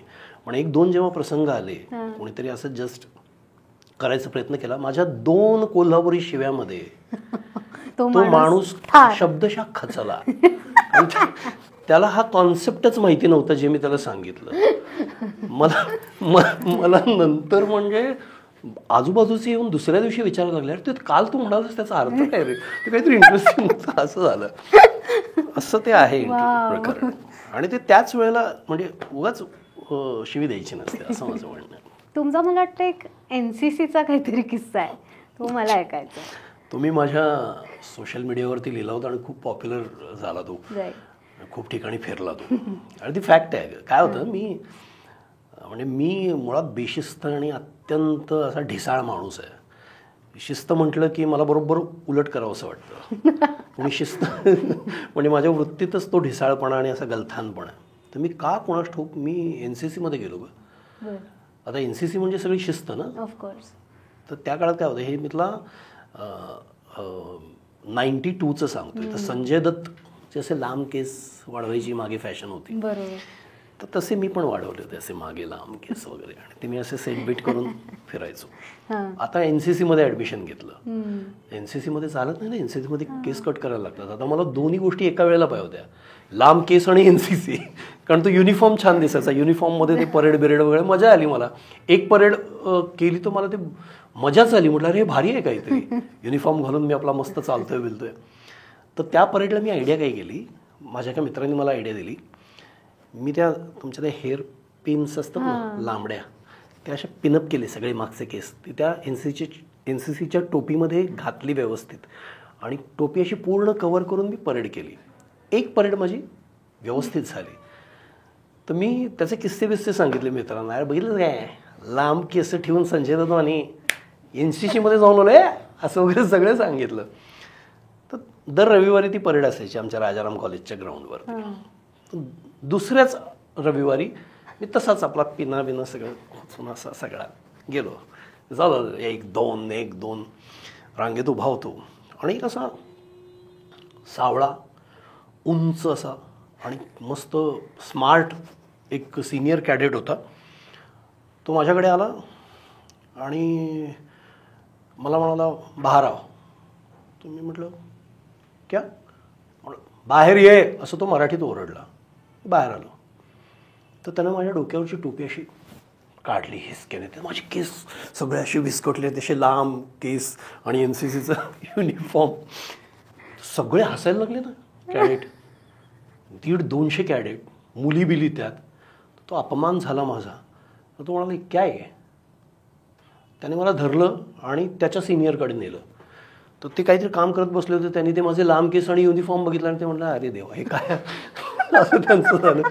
ते म्हणाले, त्यांनी सांगितलं त्याला काहीतरी याला शिक्षा दे वगैरे. मला सांगितलं केस कापायचे. म्हटलं बरं. तर तो जो सिनियर कॅडेट होता उंच सावळा स्मार्ट, तर त्याने मला बाहेर नेलं आणि त्यानं मला बेडूक उड्या मारायला लावल्या ग. त्या सगळ्या पोरी उभ्या NCCच्या ड्रेसमधल्या ज्यांच्यासाठी मी तिथे गेलो होतो आणि पोरं आणि ते सगळे मी आपला त्यांच्यासमोर बेडूक उड्या मारतोय. आणि मी त्याचा चेहरा बघून ठेवला. म्हणजे मी संतापान असा लाल बुंद झालो होतो. म्हटलं बरं कोल्हापुरी डोकं ना त्यावेळेचं. म्हटलं ह्याला ह्या रांड्याला सोडाय नाही. ह्यानं माझ्या पिना काढल्यात का नाही, ह्याच्या पिना आपण काढाया म्हटलं. तर मी तिथनं सायकलवरनं जे आलो ते पहिल्यांदा आधी NCC मनातनं काढून फेकून दिली. आयुष्यात परत त्या NCC जायचं नाही तर माझा अपमान झालाय. म्हटलं डोकं फिरलं माझं. म्हटलं आईला NCC असली म्हणून काय आलं, मला शिस्त, माझे केस कापायला सांगतोय, मला उड्या मारायला होतोय, ह्याला सोडाय नाही, ह्याला हाणणार मी कधीतरी. तर मी शिवाजी पेठेत आलो. आमच्या पोरानं सांगितलं की एक कोणतं राहणंच होतं उंच सावळं होतं, ते माझ्यापेक्षा उंच होते. तिथंच हाणलं असतं खरं, ते जरा उंच होतं माझ्यापेक्षा आणि तब्येतीनं माझ्यापेक्षा चांगलं होतं, नाही तिथंच हाणलं असता खरं. त्यानं असं ना असं केले, माझ्या पिना पाडून मला अपमान लई केला आहे. त्याला तोडाय, त्याला सोडाय नाही आपण. ती पण तयार झाली, ते पण माझ्यासारखे झाडानी. तर मग त्याचा माग काढला आम्ही, त्याच्यावर वॉच बीच कोण काहीतरी काढलं. म्हटलं हिंदीत बोलतो तो, हिंदी आणि इंग्लिश. बरं मला राग इंग्लिशचा जास्त त्याच्या, तो इंग्लिशमध्ये मला शिव्या लागला. म्हटलं शिव्या दे की, इंग्लिशमध्ये काय मराठी मीडियम ना मी, तर मला इंग्रजीत असं झालं तर मला. तर त्याला मारायचा असा प्लॅन. आणि म्हटलं गँगनं धुवायचा त्याला, कारण एकटं 1 to 1 काही परवडणारं नव्हतं. त्याची माहिती काढली तर आम्हाला कळलं की तो राजाराम कॉलेजचा विद्यार्थी आहे, पण बावड्यात डी.वाय. पाटील कॉलेजला असतो. बरं. म्हटलं डी.वाय. पाटीलला त्याला चोप आहे तिथं जाऊन. ते आमच्यातला एक जण म्हटलं खरं तुझ्या आईला ते बावड्यात म्हणजे 4 किलोमीटर तिथनं पळत यायचं वे घरला, त्याला मारून मागं लागले तर ती एवढं कुठं काय करतेस, इथं कुठेतरी गावात दिसलं तर मारूया असं असं आमचं आपलं प्लॅनिंग. तर ते असा माझा संताप, मी असं मनात संताप साठवून जवळपास 1 महिना काढला. पण मी आळशी आहे ना, तर ते हळूहळू माझा संताप असा विरत गेला की जाऊ द्या कुठे त्याला शोधत बसा मारा बिरा. तर एके दिवशी मला तो जो सिनियर कॅडेट होता तो मला एका जाहिरातीत दिसला. आमच्या इथे एक दुकान होतं बडा साहेब नावाचं, त्याच्यात मॉडेल म्हणून असं बसलं. म्हटलं अरे ह्याला बघितलंय मी, ह्योच तो. मग मी ते पोस्टर फाडलं ते जाहिरातीचं आणि ते नेऊन माझ्या मित्रांना दाखवलं. म्हटलं हे हेनं केली होती, माझ्या पिना हेनं काढल्यात, ह्या रांडे याला मारायचं आहे. तो म्हटलं अरे हे तो बडासाहेबचा मॉडेल आहे. म्हटला हे जरा ओळखी बिळखी याच्या असणार रे, हे ओळखी डी.वाय. पाटीलला असते, राजारामला असते, ह्यानी जर आपल्याला चोपलं परत तिथं जाऊन तर जरा थांब आपण काहीतरी करूया, असं आमचं झालं. असं ह्याच्यामध्ये 1 वर्षभर गेलं. साधारण 1 वर्षाने मी त्याला टी व्हीवरच बघितला. झी TV आला होता, तर तोल मोल के बोलचा अँकर. म्हटलं अरे हा ह्यानं माझ्या पिना काढलेला हा, आणि तो मस्त करत होता अँकरिंग. मग त्याची सिरियल आली. मग मला माझ्या मित्रांनी सांगितलं अरे तुला तुझ्या पिना काढलेला की नाही, तो साऊथमध्ये स्टार झाला. तो आर माधवन होता. Don't tell me. काय आर माधवनला चोपायचं प्लॅनिंग केलं होतं. आणि मग मी माझ्या राईटअपमध्ये ह्याच्यावरती जो लेख लिहिलाय मी, जो खूप ॲप्रिशिएट झाला, मी त्याच्यामध्ये असं म्हटलं की मी खरा कोल्हापुरी आहे, मी ह्याला सोडणार नाही. मी आर माधवन असला म्हणून काय म्हणजे तुमच्या ऍस्पिरेशन्स मगाशी मी जे विचारलं त्याच्यामध्ये हे एक गोष्ट ऍक्च्युअली आर माधवनला चोपायचं आहे. पण दरम्यानच्या काळात झालं काय माहिती का, माहिती मी त्याच्या प्रेमात पडलो ग. तो काम एवढं भारी करायला लागलाय, असला मस्त ऍक्टर आहे तो.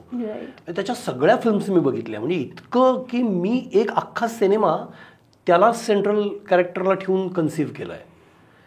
तर मी म्हटलं मी कोल्हापूर आहे, मी याला सोडणार नाही. आता ह्याला काही मी मारू शकत नाही. तर म्हटलं कधीतरी ह्याला आपल्या सिनेमात घ्यायचा आणि मारायचं नाही, पण त्याच्याबरोबर काम करायचं, सीन करायचा आणि परफॉर्मन्समध्ये कधीतरी. पण तेही मला शक्य नाही. मी त्या राईटअपमध्येच म्हटलं की तेही मला शक्य नाही, कारण तो तगडा ऍक्टर आहे, बाप ऍक्टर आहे तो. मस्त आहे कसा तो एनसीसीचा किस्सा आहे तो. ऍब्सोल्युटली. हो माय गॉड.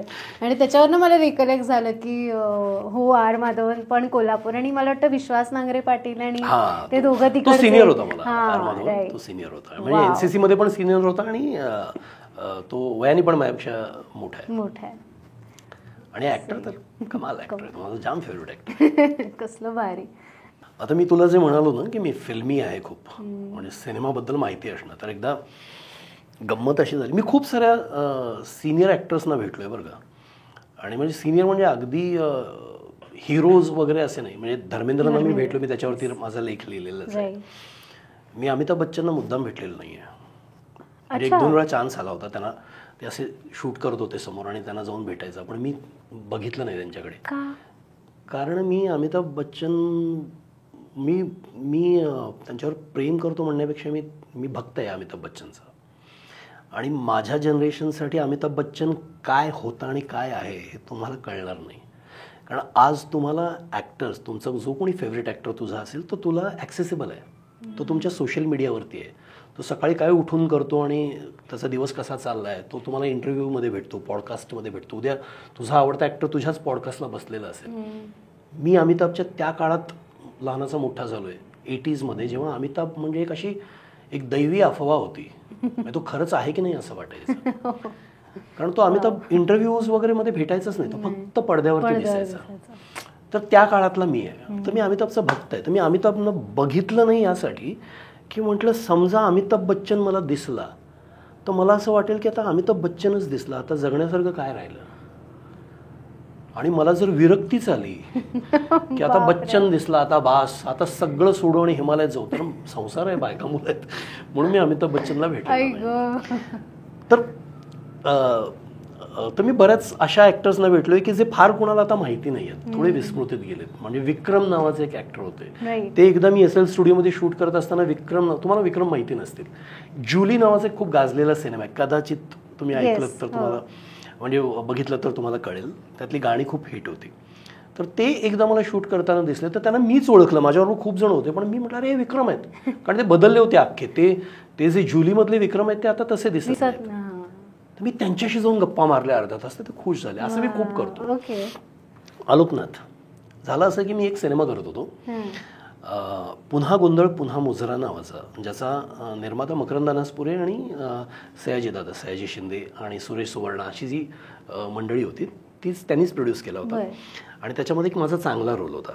तर योगायोगानं त्यात आलोकनाथ सुद्धा एक गेस्ट अपीरियन्स करत होते आणि माझ्या सासऱ्यांचा रोल त्यांनी केला होता. तर मला सांगितलं होतं की त्या रोलमध्ये आलोकनाथ असणार आहेत. तर मी खुश होतो की म्हटलं अरे आलोकनाथ आपले फेवरेट ॲक्टर आहे. नेमकं असं झालं की आलोकनाथची जी डेट मिळाली त्या डेटला मी दुसऱ्या सिनेमाचं शूटिंग करत होतो आणि ते शूटिंग कोल्हापुरात, आणि आलोकनाथ बरोबरच्या सिनेमाचं पुन्हा गोंधळचं शूटिंग इथे जेजुरी जवळ. तर मग त्या तारखेवरून खूप झालं.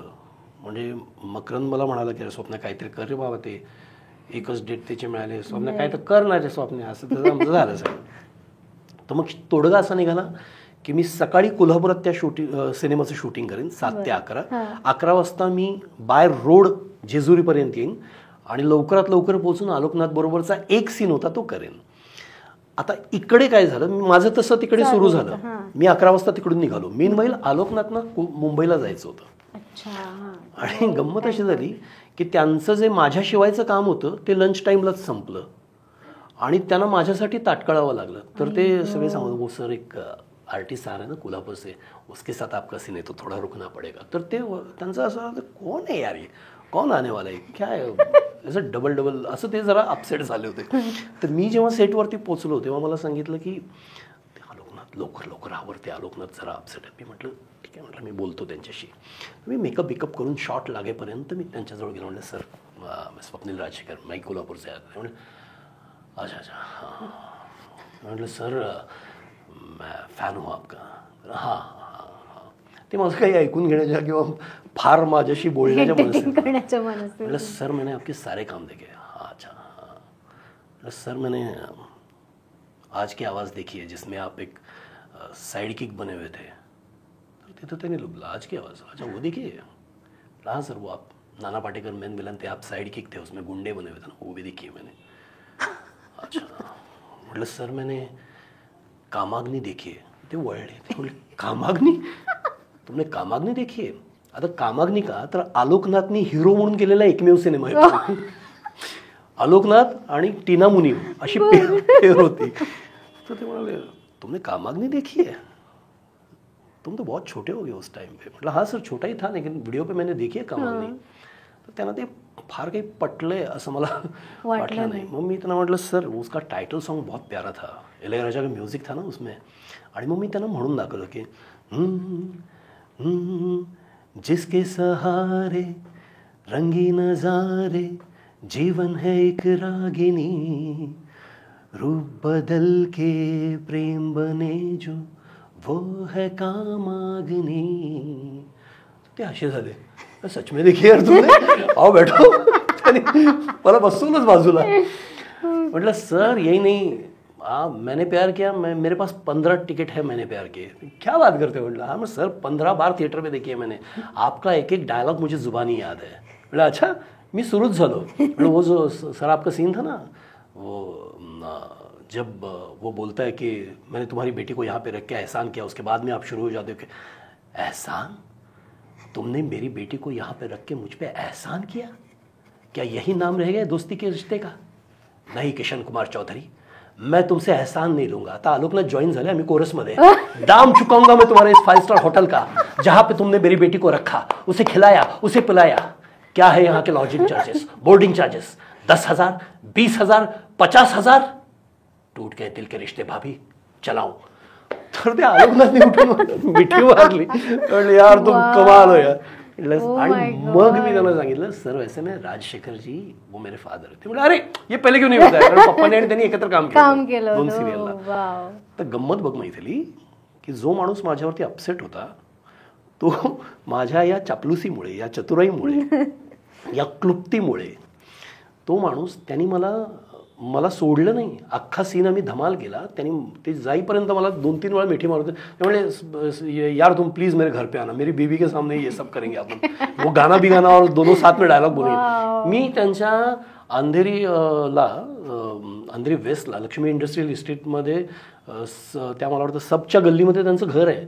मी त्यांच्या घरी त्यांच्या टेरेस फ्लॅटवरती गेलो. मी त्यांच्याबरोबर लंच केलं त्याच्यानंतर 1 महिन्याभरानी. तर इतकं आमचं त्यावेळेला हे झालं. हे कशामुळे झालं माहिती का? हे फक्त माझ्या सिनेमा बघण्यामुळे झालं, सिनेमावरच्या प्रेमामुळे झालं. अमेझिंग. असे ऍक्टर्स खूप असे टेक्निशियन्स जे फार लोक. मी आणखी पण एक खूप एक टचिंग किस्सा आहे, मी सांगू? Yes please please please. मी एका सिनेमाच्या मीटिंगसाठी गेलो होतो आणि तिथं त्या टिपिकल फिल्मी वातावरण असं त्या ऑफिसमध्ये, अंधेरीलाच एका ऑफिसमध्ये गेलो तर एक लेडी होत्या कोणतरी, त्या डिरेक्ट करणार होत्या, त्या प्रोड्युसर पण होत्या आणि अशी टिपिकल फिल्मी मंडळी अशी बाजूला बसलेली होती. भडक शर्ट, उघडा असं त्याची बटणं उघडी आणि गळ्यात चेन बिन अशी फिल्मी मंडळी. एका कोपऱ्यात त्या मॅडमच्या बाजूला पण कोपऱ्यात एक पांढरा शर्ट, साधा इन शर्ट केलेला आणि ब्लॅक कलरची पॅन्ट घातलेले एक गृहस्थ, म्हातारे गृहस्थ शांतपणे बसले होते. तर मी आपलं ते गेल्यानंतर त्या मॅडमनी मला हा सिनेमा असा असा बनतोय, आम्ही पहिल्यांदा मराठी, ते हिंदीवाले होते, एक मराठी सिनेमा बनतो आणि बरं प्रत्येक वेळेला ते असंच सांगतात ना की माझा रोल म्हणजे कसा मोठा रोल आहे, असं त्यांनी ते सगळं सांगितलं. मी ते ऐकण्याचं सगळं नाटक बिटक केलं. माझं लक्ष होतं की पर डे किती मिळतोय वगैरे हे सगळं. तर ते जे पांढरा शर्टवाले गृहस्थ होते ना, ते मध्ये मध्ये एखादी गोष्ट फक्त ॲड करत होते, तर ते बाकीच्या कोणाला फार रुचत नव्हतं. म्हणजे त्या जेव्हा सांगत होते की ऐसा सीन हम ये करेंगे, तर ते मध्ये काहीतरी सांगायचे की मैं ये करूंगा असं टाईपचं. तर मला कळे ना की हे नेमके कोण आहेत. शेवटी ते ठरलं आमचं की बघूया आपण ते डेट्स कशा मॅनेज होत आहेत वगैरे वगैरे आणि आणखी एक मीटिंग करूया. तर मी निघालो. तर मी चला नमस्ते नमस्ते नमस्ते. तर त्या मॅडमच्या लक्षात आलं की ओळख करून द्यायची राहिली. मग त्यांनी ओळख करून द्यायला सुरुवात केली की हे आपले अमुक अमुक, हे प्रोडक्शन सांभाळतील, हे कोणीतरी अमुक असतील. आणि असं करत करत ते त्या पांढऱ्या शर्टवाल्या गृहस्थांच्या वर आले आणि त्यांनी सांगितलं की ये हमारे DOP है ईश्वर बिद्री. मला ते ईश्वर बिद्री हे नाव ऐकल्यानंतर माझ्या अंगावरती सरसरून काटा आला. ईश्वर बिद्री हे इंडस्ट्रीतले अतिशय मोठे कॅमेरामन, ज्यांच्या सिनेमांची नावं सांगितली म्हणजे अंदाज अपना अपना, घायल, दामिनी अशा सिनेमाचे कॅमेरामन, यतीम किंवा JP दत्ताच्या सगळ्या आधीच्या फिल्म्स, बटवारा वगैरे या सगळ्या फिल्म्स, त्याचे ते कॅमेरामन होते. तर मी त्या क्षणी माझा जो सगळा आव होता ना तो गळून पडला. मी त्यांच्याजवळ गेलो, म्हटलं सर ईश्वर बिद्री सर आप आहे. मी त्यांच्या पाया पडलो. तर त्यांनी आपलं अरे अरे म्हटलं सर मैंने आपका काम देखा है. आणि मी हेच सगळं त्यांना सांगितलं. म्हटलं सर वो यतीम का क्या सीन आपने शूट किया है, वो जो तालाब के किनारे सनी सर बैठे हैं और फरहा उनको आके बोलती है, क्या ब्लॉक लगाया सर आपने, वो क्या आपने हथियार फिल्म में वो एक खिलौनों के स्टोर का शॉट लिया था. तर त्यांचं असं झालं ना, ते आजूबाजूच्यांच्याकडे बघायला लागले की अरे ह्याला माहिती आहे माझं काम. आणि त्यांच्या डोळ्यात पाणी आलं होतं, कारण तोपर्यंत त्यांची सद्दी संपली होती. त्यांना या सगळ्यांबरोबर काम करायला लागणार होतं. तर त्यांनी माझा हात घट्ट पकडला असा आणि ते म्हणाले साथ में काम करेंगे, हम साथ में काम करेंगे. 2-3 महिन्यांनी ते वारले ग ईश्वरमध्ये. ती फिल्म झाली नाही, ते 2-3 महिन्यांनी वारले. तर मी म्हटलं काय चायला माझं नशीब आहे, एवढा मोठा कॅमेरामन मला असा आयता ठेवल्यासारखा भेटला. आणि काही का असे ना एक ती 5-7 मिनटं, कारण ते बाकीचे लोक त्यांना आमच्याशी काही फार कनेक्शन नव्हतं. आम्ही जिथं कनेक्ट करत होतो ते अस्वस्थ व्हायला लागले, कारण त्यांची पुढची मीटिंग होती. त्यामुळे असं वगैरे त्यांचं चालू झालं म्हणून मी निघालो तिथून, नाहीतर मी निघालोही नसतो. आणि मी त्यांना म्हटलं सर मुझे अगर इस रूम में एंटर करने के बाद पता चलता आप ईश्वर बिद्री है तो मैं वहाँ पे बैठता नहीं सर, मैं आपके वहाँ पे पैरों के पास बैठता. तर मला म्हणायचं काय ना, हे जेव्हा हे सगळं तुम्ही जेव्हा सिनेमा बघता खूप प्रेमाने ना, तेव्हा तुम्हाला कळतं. बरं ॲक्टर्सवरती लोक प्रेम करतातच, ही जी मोठी खरी माणसं असतात ना, ही लोकांना कळत नाहीत. यांचं इंडस्ट्रीपुरतं महत्त्व आणि मोठे पण राहतं. असे 2-3 किस्से आहेत. अमेझिंग. सो जसं तुम्ही मगाशी म्हणालात की तुम्हाला 22व्या वर्षी मुलगी झाली.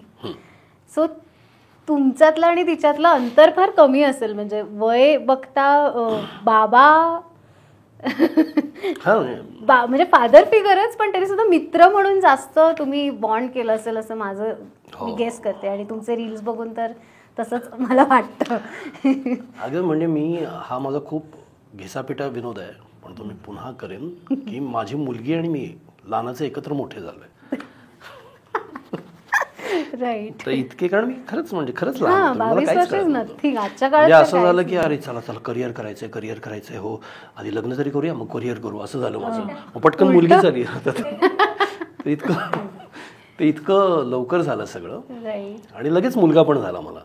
तर मग म्हणजे माझं 25च्या आत मला 2 मुलं होऊन मी सगळं सेट सेट होतात. ओ, तुझं वय किती आता? माझं 28. तुझं झालं किती मुलं आहेत? लग्न नाही ना? मी या काळातली, तुम्ही त्या काळातले होता. प्लॅनेटवर पण नसेल ना लग्न बिग्न हा विचार. करेक्ट. नाही, प्लॅनेटवर आले आई बाबांच्या. अच्छा. माझं अजून आलेलं नाहीये. पण म्हणजे तुमचं जे काही बॉन्डिंग आहे तर ते मला खूप विशेष वाटतं अशासाठी, कारण एकतर मी मगाशी कृष्णाशी बोलले, ती खूप असं म्हणत होती की बरेचदा असं होतं की मी आणि माझा भाऊ जास्त मॅच्युअरली वागतो घरात आणि आई बाबा कमी वागतात, आणि हे मला एवढं भारी वाटलं. अगं मी म्हणजे सिरियसली असं मी करतो. म्हणजे बऱ्याच वेळेला मला मुलं म्हणतात की अरे आमच्यापेक्षा लहान असल्यासारखं वागू नकोस, असं म्हणतात ते. म्हणजे माझं याच्या बाबतीत म्हणणं काय आहे की मी दंगेखोर आहे बराचसा, मी वाटत नाही. बाहेर मी खूप असा एक काय म्हणतात, पण तसा नाही. मी घरात खूप दंगेखोर आहे. मी माझ्या मुलांच्या अंगावर उड्या मारतो. मी माझा मुलगा पास होत असेल तर मी त्याला मार्क करून ठेवतो, आत खोलीत लपतो, आणि तो आला की त्याच्या अंगावरती उडी मारतो. असं सगळं मी करतो. याच्या मागची भावना मी तुला सांगतो. मी याच्यावरती लिहिलंय पण मी माझ्या वडिलांबरोबरचं माझं जे रिलेशन होतं ना ते त्यांनी त्यांच्याकडून खूप छान जपलं होतं. आणि मला जसं कळायला लागलं तसं ते त्यावेळेला असं होतं ना की वडील म्हणजे वडिलांच्या चप्पल जरी तुम्हाला दिसली तरी तुम्ही लांबून जायचं, त्या बाजूने जायचं नाही, असे आदरयुक्त भीती. करेक्ट. तर आमच्या पप्पानी मुलांच्या बाबतीत असं काहीच ठेवलं नाही. ते खूप सगळ्या विषयांवरती, म्हणजे गर्लफ्रेंड पासून सगळ्या विषयांवरती गप्पा होऊ शकायच्या त्या काळात. हां, माझे पप्पा जाम भारी होते. मी त्याच्यावरती खूप सारे लेख लिहिलेले आहेत. म्हणजे मी जेव्हा माझ्या बायकोला डेट करत होतो तेव्हा गाडी एक असायची पप्पांच्याकडे माझ्यात एकच गाडी असायची, तर मला गाडी लागायची. तर मी पप्पांना म्हणत, पप्पा गाडी मला लागणार. तर पप्पा म्हणजे काय, त्याला भेटायला जाण्याचं ना, कुठं जायचं, मी सोडतो चल, आणि किती वेळ लागणार तुला, 1 तासाभरात न्यायला येतो, असं ते असं होतं आमचं. कसलं भारी. माझं लग्न सुद्धा झालं तेव्हा म्हणजे आम्ही ते सॉर्ट ऑफ पळून जाऊन वाडीला. पण मग एवढं सगळं असताना का पळून जायची गरज नाही? तेच गंमत आहे की सॉर्ट ऑफ पळून जाऊन नरसोबाच्या वाडीला लग्न केलं. फक्त माझ्याबरोबर पळायला माझी अख्खी फॅमिली होती. आम्ही 50 जण होतो माझ्याकडचे. माझ्या सासूरवाडीकडचे कोणी नव्हते. माझे आई पप्पा मित्र नातेवाईक काका बिका सगळे होते माझ्या लग्नात. तर असं मी तर तेवढं आमचं फ्री आमच्या घरात होतं सगळं. आणि मी पप्पांशी सगळ्या विषयावरती गप्पा मारू शकायचो. आणि याचा फायदा मला इतका झाला की माझे वडील जेव्हा डेथ बेडवरती होते तर आमच्यामध्ये वॉल नव्हती. आमच्यातला तो पूल त्यांनी आधीच बांधला होता. सो मी त्यांचा हात घेऊन मी माझा लहान भाऊ आम्ही असा हात घेऊन त्यांचा बसलो. मी त्यांच्या चेहऱ्यावरून हात फिरवला. मी त्यांना उठवून बसवायचो, मिठी मारायचो, त्यांना त्यांच्या पाठीवर पॅट करायचो. हे सगळं मला करता आलं. आणि मला त्याच्यानंतर पप्पा गेल्यानंतर लक्षात आलं की ही जी स्पर्शाची भाषा आहे ना, ही अनन्यसाधारण महत्त्वाची आहे आणि ही इररिप्लेसेबल आहे. तुम्ही शब्दापेक्षा स्पर्शाने खूप छान बोलता. आणि ही प्रत्येक मुलामध्ये आणि प्रत्येक पालकांमध्ये असायला हवी. तर मी ते जाणीवपूर्वक केलं. म्हणून मी माझ्या मुलांच्या अंगाखांद्यावरती खेळतो. माझी मुलगी एवढी मोठी आहे, ती कधी सहज येऊन माझ्या मांडीवरती बसते. हे सगळं मी जाणीवपूर्वक, नंतर ते ओघाने यायला लागलं. त्याच्यामध्ये खूप सहज झालं ते की आम्ही कधी असं लाजत नाही. ती कधीही माझ्या सेटवरती आली तरी मला मिठी मारून पप्पी देते मला. तर असं नाही होत की अरे अचानक काय. काही जणांना असं वाटतं की एवढं काय असं वाटू शकतं की आणि तो एक टबू म्हणायचा की काय म्हणायचं माहिती नाही, पण असं एक असतं ना की मुली जशा वयात येतात किंवा मोठ्या होतात तसं त्यांचं बाबांशी असणारं बॉन्डिंग किंवा तो स्पर्शाचं. Awkwardness, स्पर्शाचं of course. पण मला आठवते की माझ्या बाबतीत असं कधीच नाही झालं. मी आता पण जाऊन माझ्या बाबाचा वाढदिवस होता, हॅपी बर्थडे करून जोरात त्याला मिठी मारणं किंवा त्याच्या कुशीत जाऊन झोपणं, मला आजही त्याच्या कुशीतच जास्त छान झोप लागते. सो हे नाही मी माझ्या मैत्रिणींचं बघत. माझ्या मैत्रिणींचं असं असतं, बापरे अहो बाबा म्हटल्यावरती त्यांना तो कदाचित आदर जास्त वाटायला लागतो, असं माझं इंटरप्रिटेशन आहे. पण हे माझ्या घरी कधीच नव्हतं. पण हे तुम्ही जे सांगताय ना ते खूप जास्त इम्पॉर्टंट आहे. आणि मला हे रिलेट होत आहे की मुलीचं किंवा मुलाचं आपल्या वडिलांशी फिजिकल कनेक्ट असणं किती इम्पॉर्टंट आहे. आणि तो त्यांच्यासाठी त्या वयामध्ये ना खूप महत्वाचा असतो. बरोबर. म्हणजे माझी आई आत्ताही, मी कुठूनही आलो तर माझी पप्पी घेते. मी बाहेर निघालो की इकडे पप्पी दे मला आणि घेते. आई वडिलांशी जर तुमचं हे कनेक्शन नसेल तर कुणाशी असणार? म्हणजे हे असायलाच पाहिजे.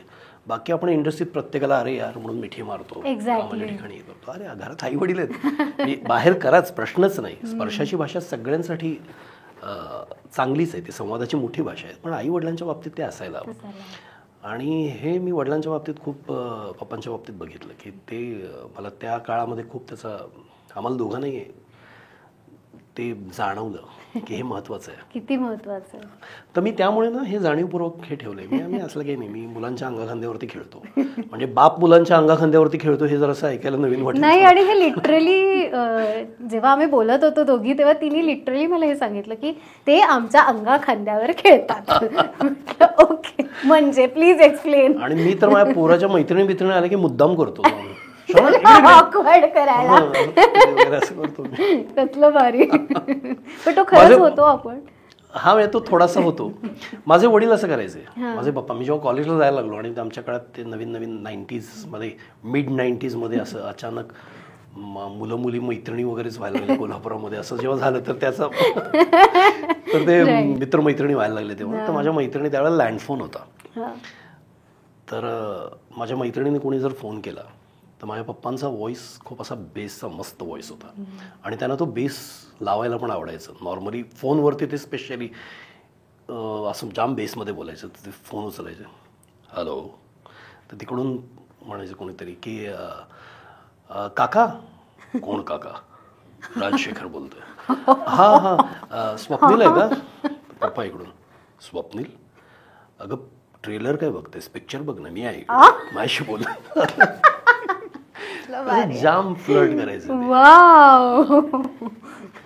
पण तुमचा मैत्रिणींसाठी हा असा खूप लार्जर दॅन लाईफ अनुभव असू शकतो. अरे माझे सगळे मित्र पप्पांचे मित्र व्हायचे त्यामुळे. हा, एक्झॅक्टली. मैत्रिणी पण म्हणजे खरंच सिरियसली असं होतं की तू माझ्या किती मित्रांशी बोललीस या निमित्तानं माहिती नाही, पण ते माझ्या पप्पांचे पण मित्र आहेत. बरोबर. आणि पप्पा मी म्हटलं ना, त्यांचा फोटो बघितल्यानंतर, त्यांचे सिनेमे बघितल्यानंतर जी त्यांची एक इमेज आपल्या डोळ्यासमोर येते स्क्रीनवर बघून, त्याच्याबरोबर उलट. त्यांचं विनोदाचं टायमिंग इतकं भारी होतं. आणि असं काय म्हणतो त्याला, कॉमिक सेन्स, त्यांचा सेन्स ऑफ ह्युमर भन्नाट होता. आणि टायमिंग त्यातलं, म्हणजे माझा एक मित्र आहे, तो माझ्या घराच्या जवळच राहायचा आणि तो ऑलमोस्ट एका काळी असा होता की तो रोज मला पिक करायला यायचा. तर माझे वडील असे पेपर वाचत बसलेले असायचे, तो रोज यायचा. तर दरवाजा उघडला की ते बघायचे, तो दारात दिसला की एवढंच करून खाली बघायचे. त्याला त्रास द्यायला बाकी ते त्यांचं हात त्याच्या इतकं कमाल होतं त्याचं टायमिंग की रोज तो पंच वाजायचा ना. तो रोज म्हणजे काका काय हो असं व्हायचं त्याला रोज. त्याला टायमिंग कमाल एवढंच. डिसअपॉइंटमेंट की तू का आलायस इथे. आणि त्या त्याच्यामध्ये त्याचा चेहरा बघितला तर दिवस मला हे सगळं बिचारा असं पिळायचे ते, असे जाम पिळायचे ते. पण तुमच्या बाबतीत मला वाटतं ते खूपच सपोर्टिव्ह होते. म्हणजे किस्सा जो आहे की तुम्ही टीव्ही फोडला होता, तो तर म्हणजे खूप शिकण्यासारखं आहे त्यातून. तो जो टीव्ही फुटला होता ना, त्याची किंमत त्या काळामध्ये 24-25 हजार रुपये होती 90s मध्ये. आणि 90s मध्ये 24-25 हजार 91-92चा किस्सा आहे तो. तर तो माझ्या हातून टीव्ही फुटला. हा, आणि तो ओनिडाचा मोठा टी व्ही होता.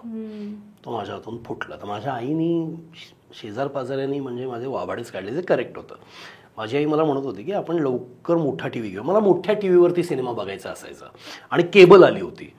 तर केबलवरती आता समजा कुठला तरी त्यावेळेचा टोटल रिकॉल किंवा टर्मिनेटर वगैरे असे सिनेमे जे लागले, तर मला असं वाटायचं की ते छोट्या टी व्हीवरती नको, आपण मोठ्या टी व्हीवरती बघूया. म्हणून मी तो मोठा मित्राचा टी व्ही आणायचो, खालीच राहायचा तो. त्याचा टी व्ही आणायचो, माझ्याकडे केबलला कनेक्ट करायचो, कारण त्याच्याकडे केबल नव्हती, माझ्याकडे केबल होती.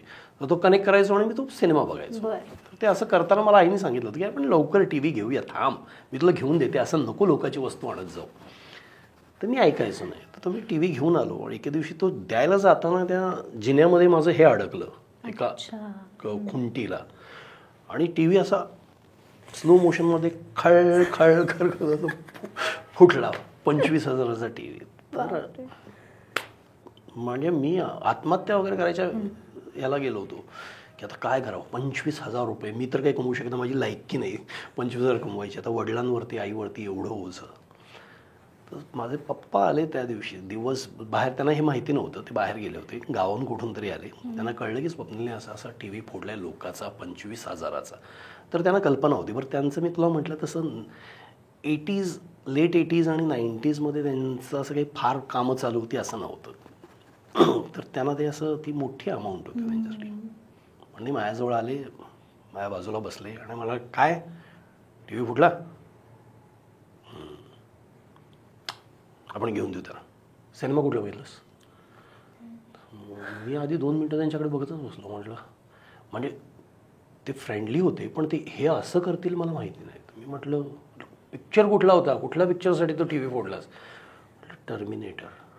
हां, कोण होतं? म्हटलं आर्नोल्ड श्वार्झनेगर. अच्छा अच्छा, कसा वाटला सिनेमा? म्हटलं मस्त होता. मग ते सिनेमावरती माझ्यावर चर्चा करत बसले. त्यांनी मला नॉर्मल केलं एक 5-10 मिनटात आणि आत्महत्येचा विचार माझ्या मनात आला होता. 5 मिनटात मी त्यांच्याबरोबर जेवत होतो. इतकं त्यांनी नॉर्मल केलं. कारण त्यांना कळलं होतं की दिवसभरात माझ्यावरती काय काय झालं असेल. म्हणजे हे एका बापाला कळणं गरजेचं आहे की या मोमेंट हा तो मोमेंट नाही आहे की त्याला आता काही शिकवायला ओरडायला जाऊ नये. आत्ता त्याला पाठीवर हात ठेवायची गरज आहे. त्याला सांगायची गरज आहे की ठीक आहे, तुझा बाप आहे तुझ्याबरोबर, मी करेन, मी निभावेन. कळलं मला, चुकलंयस ना, तुलाही कळलं असेल, परत तू नाही करणार मला माहिती आहे. आता ती वेळ नाही आहे. आता आपल्या मुलाच्या मागे बाप बनून उभं राहण्याची वेळ, हे त्यांना बरोबर कळलं. तर मी आयुष्यात ते विसरणार नाही. त्याच्यानंतर त्यांनी ते म्हणजे तो टी व्ही रिपेअर झाला. अगदी काही 25,000 नाही लागले, पण 12-13 हजारात तो टी व्ही रिपेअर झाला. तो दिला बिला ते आम्ही सगळं केलं, पण तो क्षण जो होता ना, तो महत्त्वाचा होता. तो लाईफ टाईम होता. कारण आयुष्यभर कधी तुम्ही आता तुमच्या मुलांच्या बाबतीत पण मे बी ते मी ट्राय करतो, जमत नाही. नाही जमत. बऱ्याच वेळेला असं होतं की कारण माझं नेचर वेगळं आहे, पप्पांचं नेचर वेगळं आहे. मी कसं आहे, मी पप्पांना इमिटेट करायचा प्रयत्न करतोय. बरोबर. नाही, तेही करून नाही चालत. राईट. माझ्यात त्यांच्यात ते नॅचरली होतं. त्यांना ते नॅचरली त्यांच्यात होतं की आत्ता या क्षणी चुकलेल्या मुलाच्या बाजूने उभं राहणं हे बापाचं कर्तव्य आहे. बरोबर. त्यांची माया ती करेक्ट वेळेला कामाला आली. बरोबर. मला ती आणावी लागते. माझं पण असं, म्हणजे मी त्या ठिकाणी असतो तर मी म्हटलं असं कोणी सांगितलं होतं आता ते तू जा आणि तू भरून दे जे काय ते, असं मी सुद्धा खरं तर केलं असतं, पण मी नाही. खूप भारी. आय मीन आता तर असं इतक्या भारी लेवलच्या गप्पा चालू आहेत, मला असं अजिबात वाटत नाही आहे की थांबावं हे कुठे. पण काय आता पुढे तुम्हाला काय करण्याची तुम्ही म्हणजे किती एस्पिरेशन्स असतात माणसाला, रिग्रेट्स असतात आयुष्यात, किंवा काहीतरी करण्याची इच्छा असते, तसं तुमच्या बाबतीत आता काय आहे? चांगलं काम करायचं आहे का? मी तुला सांगू का, मी ठीक आहे, मी तुला मगाशी म्हणालो तसं मी फार काही अशी उल्लेखनीय कामं अभिनेता म्हणून पण केली आहेत असं मला वाटत नाही. मी पॅशनेटली जे केले ते म्हणजे सिनेमा बघणं केलं आहे. मी सिनेमावरती माझ्या वडील जसे प्रेम करायचे त्याच्यापेक्षा जास्त माझं प्रेम आहे. आजही माझ्यावरती असं होतं की शुक्रवारी रिलीज झालेल्या सिनेमाचं माझ्यावर प्रेशर येतं की अरे इकडे डेली सोपचं शूटिंग करतोय आणि 3 सिनेमे नवीन लागले, ते कधी बघायचे, उद्या सकाळी 7चा कॉल टाईम आहे, रात्री सिनेमाला गेलो तर मला प्रेशर येतं. आणि मला हे जोपर्यंत माझ्यात आहे तोपर्यंत मी जिवंत आहे असं मला वाटतं. कारण मी लहानपणापासून तुला जसं म्हणालो, मी चोऱ्या माऱ्या केल्यात, मी रद्दी विकली आहे घरातली, मी 16 किलोमीटर चालत आणि सायकलवरनं गेलो आहे सिनेमा बघायला. आणि कुठला सिनेमा म्हणजे असं नव्हतं की एक वेगळाच कुठला तरी अल पचिनोचा मार्लन ब्रँडोचा गॉडफादर बघायला गेलो असं नाही. मी वीरू दादा नावाचा सिनेमा बघायला गेलो आहे, मी मर्दोवाली बात, मी नाकाबंदी, मी तेहलका, वतन के रखवाले अशा टाईपचा सिनेमा बघायला, वक्त की आवाज अशा, म्हणजे के बापैया नावाच्या दिग्दर्शकाचं नाव ऐकलं तरी तुम्ही थिएटरकडे जाणार नाही. मी त्याचे सगळे सिनेमे बघितलेत. तर हे सगळं केलं आहे मी. तर आजही मला माझ्यात ती ओढ आहे, सिनेमा बघायची मला आवड आहे, मला सिनेमाबद्दल सगळं माहिती करून घ्यायला आवडतं. माझा पुतण्या जो आता एका चांगल्या चॅनलमध्ये आता चांगल्या पोस्टवरती आहे, तो पण आर्टिस्ट आहे. तर तो आणि मी मागच्या वर्षी एकदा सिनेमा बघायला गेलो होतो आणि 3:30चा सिनेमा होता. आम्हाला पोचेपर्यंतच 3:30 झाले आणि त्या मल्टिप्लेक्समध्ये आम्ही त्या एस्केलेटरवरती चढत होतो. तर मी बघितलं 3:31 झालेत म्हटल्यावर मी पळत सुटलो सिनेमा, कारण मला पांढरा पडदा बघायला आवडतो. पण सिनेमा चुकू नये तर मी माझ्या नैसर्गिक स्पिरिटने अरे असं म्हणून मी पळत सुटलं. तर तो खालून माझ्याकडे असं बघत राहिला. म्हटलं चाचू, सिनेमा बघायसाठी तू पळतोयस जिन्यावर, काय 5 मिनिटं चुकेल ना? म्हटलं नाही, सिनेमा चुकवायचा नसतो, सिनेमा पांढरा पडदा असा बघायचा असतो. तर मला खूप सारे सिनेमे बघायचे आहेत. बाकी चांगलं काम करायचं आहे, लिहायचं आहे चांगलं, कधी संधी मिळाली तर डिरेक्ट करायचं आहे, काही स्टोरीज सांगायच्या आहेत. मी मगाशी तुला म्हणाल तसं मला हे जे माझे कोल्हापूरचे किस्से आहेत, कोल्हापूरचे माझे मित्र आहेत, कोल्हापूरचे कॅरेक्टर्स आहेत, माझे इंडस्ट्रीमधले काही अनुभव आहेत, याच्यावरती हे सगळं मला काही कुठल्या तरी माध्यमातून सांगायचं आहे. हे मला एंटरटेनिंग आहे असं मला वाटतं. तर अशा बऱ्याच गोष्टी माझ्या आहेत, काय म्हणतो आपण त्याला, बकेट लिस्ट. बघूया काय काय जमतंय. पण यातलं एक महत्त्वाचं आहे, मी सिनेमा बघत राहणार. वाव, ह्या नोटवरती मला खूप खूप मजा आली ॲक्च्युली. असा हसत खेळत पॉडकास्ट खूप कमी वेळा होतो. बरेचदा असं आपण काहीतरी असं एक बेअरिंग घेऊन बसतो, प्रश्न उत्तर करतो. पण हा इतका छान, म्हणजे मलाच हा अनुभव म्हणून इतका छान आला आणि मी खूप थरली एन्जॉय केलं. आय होप तुम्ही पण सेम केलं असेल आणि प्रेक्षकांना बघून त्यांना कसा वाटतोय हेही मला ऐकायला आवडेल. सो हा पॉडकास्ट तुम्हाला कसा वाटला ते आम्हाला कमेंट करून नक्की सांगा आणि आरपारच्या यूट्यूब चॅनलला सबस्क्राईब करायला विसरू नका.